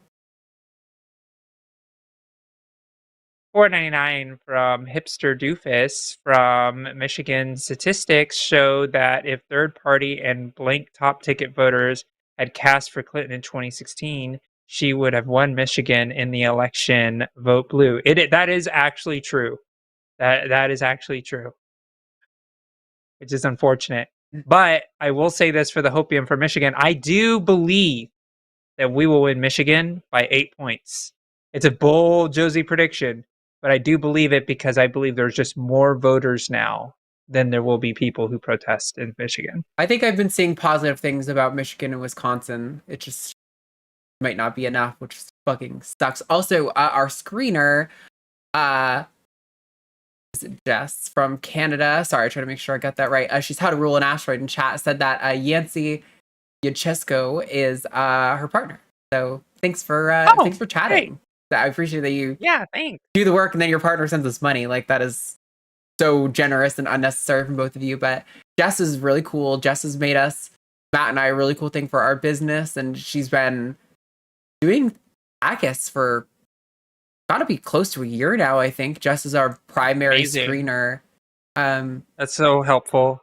Yeah, we had a few other people who were regular screeners for TACUS, but it's been Jess for it's got to be close to or over a year now. Yeah. Thank you. Mad shoutouts for her. $5 from. Oh, sorry. Go for it. $5 from Deed Murphy. # Team Josie. Thank you. I don't want to read that grossness anyway. Perpetuating scams. Oh. Morally, I couldn't do that vote, you know. 50 Donkey Kong dollars from Bodie Bit. I love the show. Keep up the good work. # Vote Blue. # Team Arden. Thank you so much, Bodie Bit. Hopefully it's not offensive that I called your DKK dollars Donkey Kong. It just felt right. What is that? A Danish krona? Yeah, I think it's Danish krone. Yeah. Yeah. $5 from Charlie Carrot. I will not be swayed by the snakes, but they are very cute. # Team Josie. Thank you for voting on principles and not flash in the pan. Gotta vote for that substance. Whoa. Not that reptiles result. are flash in the pan. You hear this? Josie doesn't even care about conservation or about animal keepers' rights or about the well-being of these animals. For her, it's just all a flash in the pan. For me, I care about these animals and the environments that they come from. Substance over sizzle, people. Substance over sizzle. And that's why you'd vote for Team Arden, because I've got the substance. I got lots of substances. Whatever your favorite one is, I got it for you. $5 from Pixie Wing 75, just for Josie, because Josie needed a vote, right? Love you both. Pixie, oh no. There was no hashtags. Okay, here's what we're gonna do. Because Pixie sent another super chat that meant to say Team Josie, and there's no hashtag. I'm gonna count it, That's fair. but it's only gonna count as one because there's no hashtag. I'm okay with this. With this. In the future, Pixie, you gotta have your hashtag in. No hashtag, no vote. Since you sent 2, I'm letting it pass. But and Pixie, your profile photo is fire, by the way. I just wanted to say hair. that. Like, yeah, it is so good. Yeah, it's super great, super good. $5 from Alicia on a silver bow. What happened to the man who got behind on his payments to his exorcist? He got repossessed. # Vote Harris. # Team Arden. # Not a Mirage. Thru. Team Arden is as legit as it gets out here. Team Arden is the best. I just love our. It's a mirage. I love our movement. Your movement of like 3 people. $5 from Timnico 6. What do sea monsters eat? Fish and ships. # See what I did there. # Harris Walls. # Team Political Hobbyist. # Team Cat Costumes. # Used my cat jokes on chewed gum. Okay, you forgot you forgot an extra hashtag there, which was Team Josie. But I'll give it for Team Political Hobbyist, since you know that's what you are. So that's fine. Ouch! Look. They sent it. I'm trying to be helpful to you, really. That's fair. You know, you can vote for. That's fair. Anyway, that's fair. $4.99 from Life is Literary. Not ready for all the righteous leftists to complain about Trump winning after virtue signaling online to not vote for Harris. Why can't the left unite? Yeah, I mean, you know, this is kind of like Josie was the one who kind of first mentioned this in this specific way, but I think it's so brilliant, the notion of the left fracturing from developing such a big tent movement that we're able to snuff out the Republican conservative movement and let the current corporate Dems become the new conservative movement and move over and like start, you know, a left faction of that. I think we'll have a left of center versus MAGA versus the left. Like, that sounds awesome. Better than where we are now. Like, it's Yeah, I think we'd get a lot more people who you could actually vote for on principle rather than just voting against. But we have to unify to defeat Trump and to defeat Republicans and Christian nationalism first. If we don't do that, because Yeah. that's what they're doing. We have to fight. We have to fight them with everything we got. Yep. $5 from Deed Murphy. They're eating the dogs. Jesus, probably. They do think he's Jesus. $5 from Zurith Moonpod. true. Josie got my pronouns. Hashtag Team Josie, by the way. You all just lost the game. I'm so sorry if I Ooh. misgendered you. No, Uh, no, it's just that we were in the chat, Arden, and Zurith okay. said, "I go by they them," just in case it ever comes up. And then when they sent the super chat before, I said they, so therefore Okay. I'm paying attention because I read everything. I'm the informed candidate. I care about all of you. I was pretty sure I'd use Zurith's pronouns, but there's totally a chance that I could have just passingly misgendered them. So I'm glad I didn't. That hopefully that did. It's okay. I see what we have here is a vote that is flipped to the correct side here. So I will take it, Zurith. Thank you for joining Team Josie, the actual winning ticket. Thank you. We've got $5 from Space Barbarian, hashtag Team Josie, because I wanted to see Arden defend Mac Gaming. Oh well. I keep putting that in every show I'm on because I think it would be so funny. I've been like planning this would be a funny thing to do on that, and it keeps getting voted down. I think saying Mac is the best OS for gaming. Ben came up with that. Dr. Ben came up with that, and I think it's hilarious. That's a good one. I want to be able to do it, but it's all right. It's fine. Yeah. $10 from Believe. Keep killing it, ladies. I learned so much from you both. Hashtag Team Arden. Hashtag Muggus has dimples. Her mug has dimples. It was my mug. Christmas mug last year for our mug competition. Was even my mug has dimples. So okay. Yes, okay, yes. That's cute. That's cute. Also, Team Arden, it's getting close. Don't let Team Josie close the gap again. I think we want to make sure that Josie knows her place on the show as inferior to me.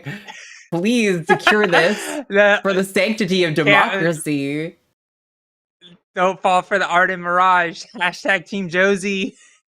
Don't get discouraged, troops. Let's go. $4.99 from Life is Literary, also hashtag Team Josie, because hashtag the majority is never right. Not true. What is this enlightened centrist nonsense? Team Josies are all these enlightened centrists who think the middle is the answer to everything. This is how you get fascism, folks. This is how you get misinformation, everyone. I have misinformation. I'm willing to be corrected when I'm wrong. A reason. Yeah. $5 from Christine Andrews. Question: what's scarier than hats on Halloween? Answer: me if I catch someone harming one. Hell yeah. True. Word. $5 from Melito and Ale. I tuned in right when you were off screen. Arden, LOL, y'all are still my fave duo, and it's difficult to vote. Thanks for the name correction. Yeah, no, I definitely always. Yeah, we're gonna get stuff wrong all the time because we're just reading it. So definitely don't be afraid to correct us. I want to get your name right and like your pronouns and all that stuff, even though I don't see you. You know. Even though I'm more likely to get somebody's name wrong because I'm dyslexic. It's terrible. $5 from Jimnick06. Context of my joke. Alashana Silverbow had said, hashtag vote against cannibalism, hashtag Team Arden, which implies Josie's accountable, hashtag Team Countable, hashtag Team Josie. Now there are two different hashtags in there, and I know you said it in a certain context, but I'm not sure what to do here. I guess we can't. I think it's just a wash. It's a wash. Guys, got to be clear with your votes. If you mark both the boxes a little, they're gonna throw out the ballot. You know. Yeah, exactly. Yeah, that's right. It's the ballot. It's got thrown out. $5 from Mr. Boricua 10. The problem is that the HRC didn't campaign the Rust Belt, so DJT was able to pick off those 70,000 votes. Her entitled behavior cost her the win. Hashtag Team Arden.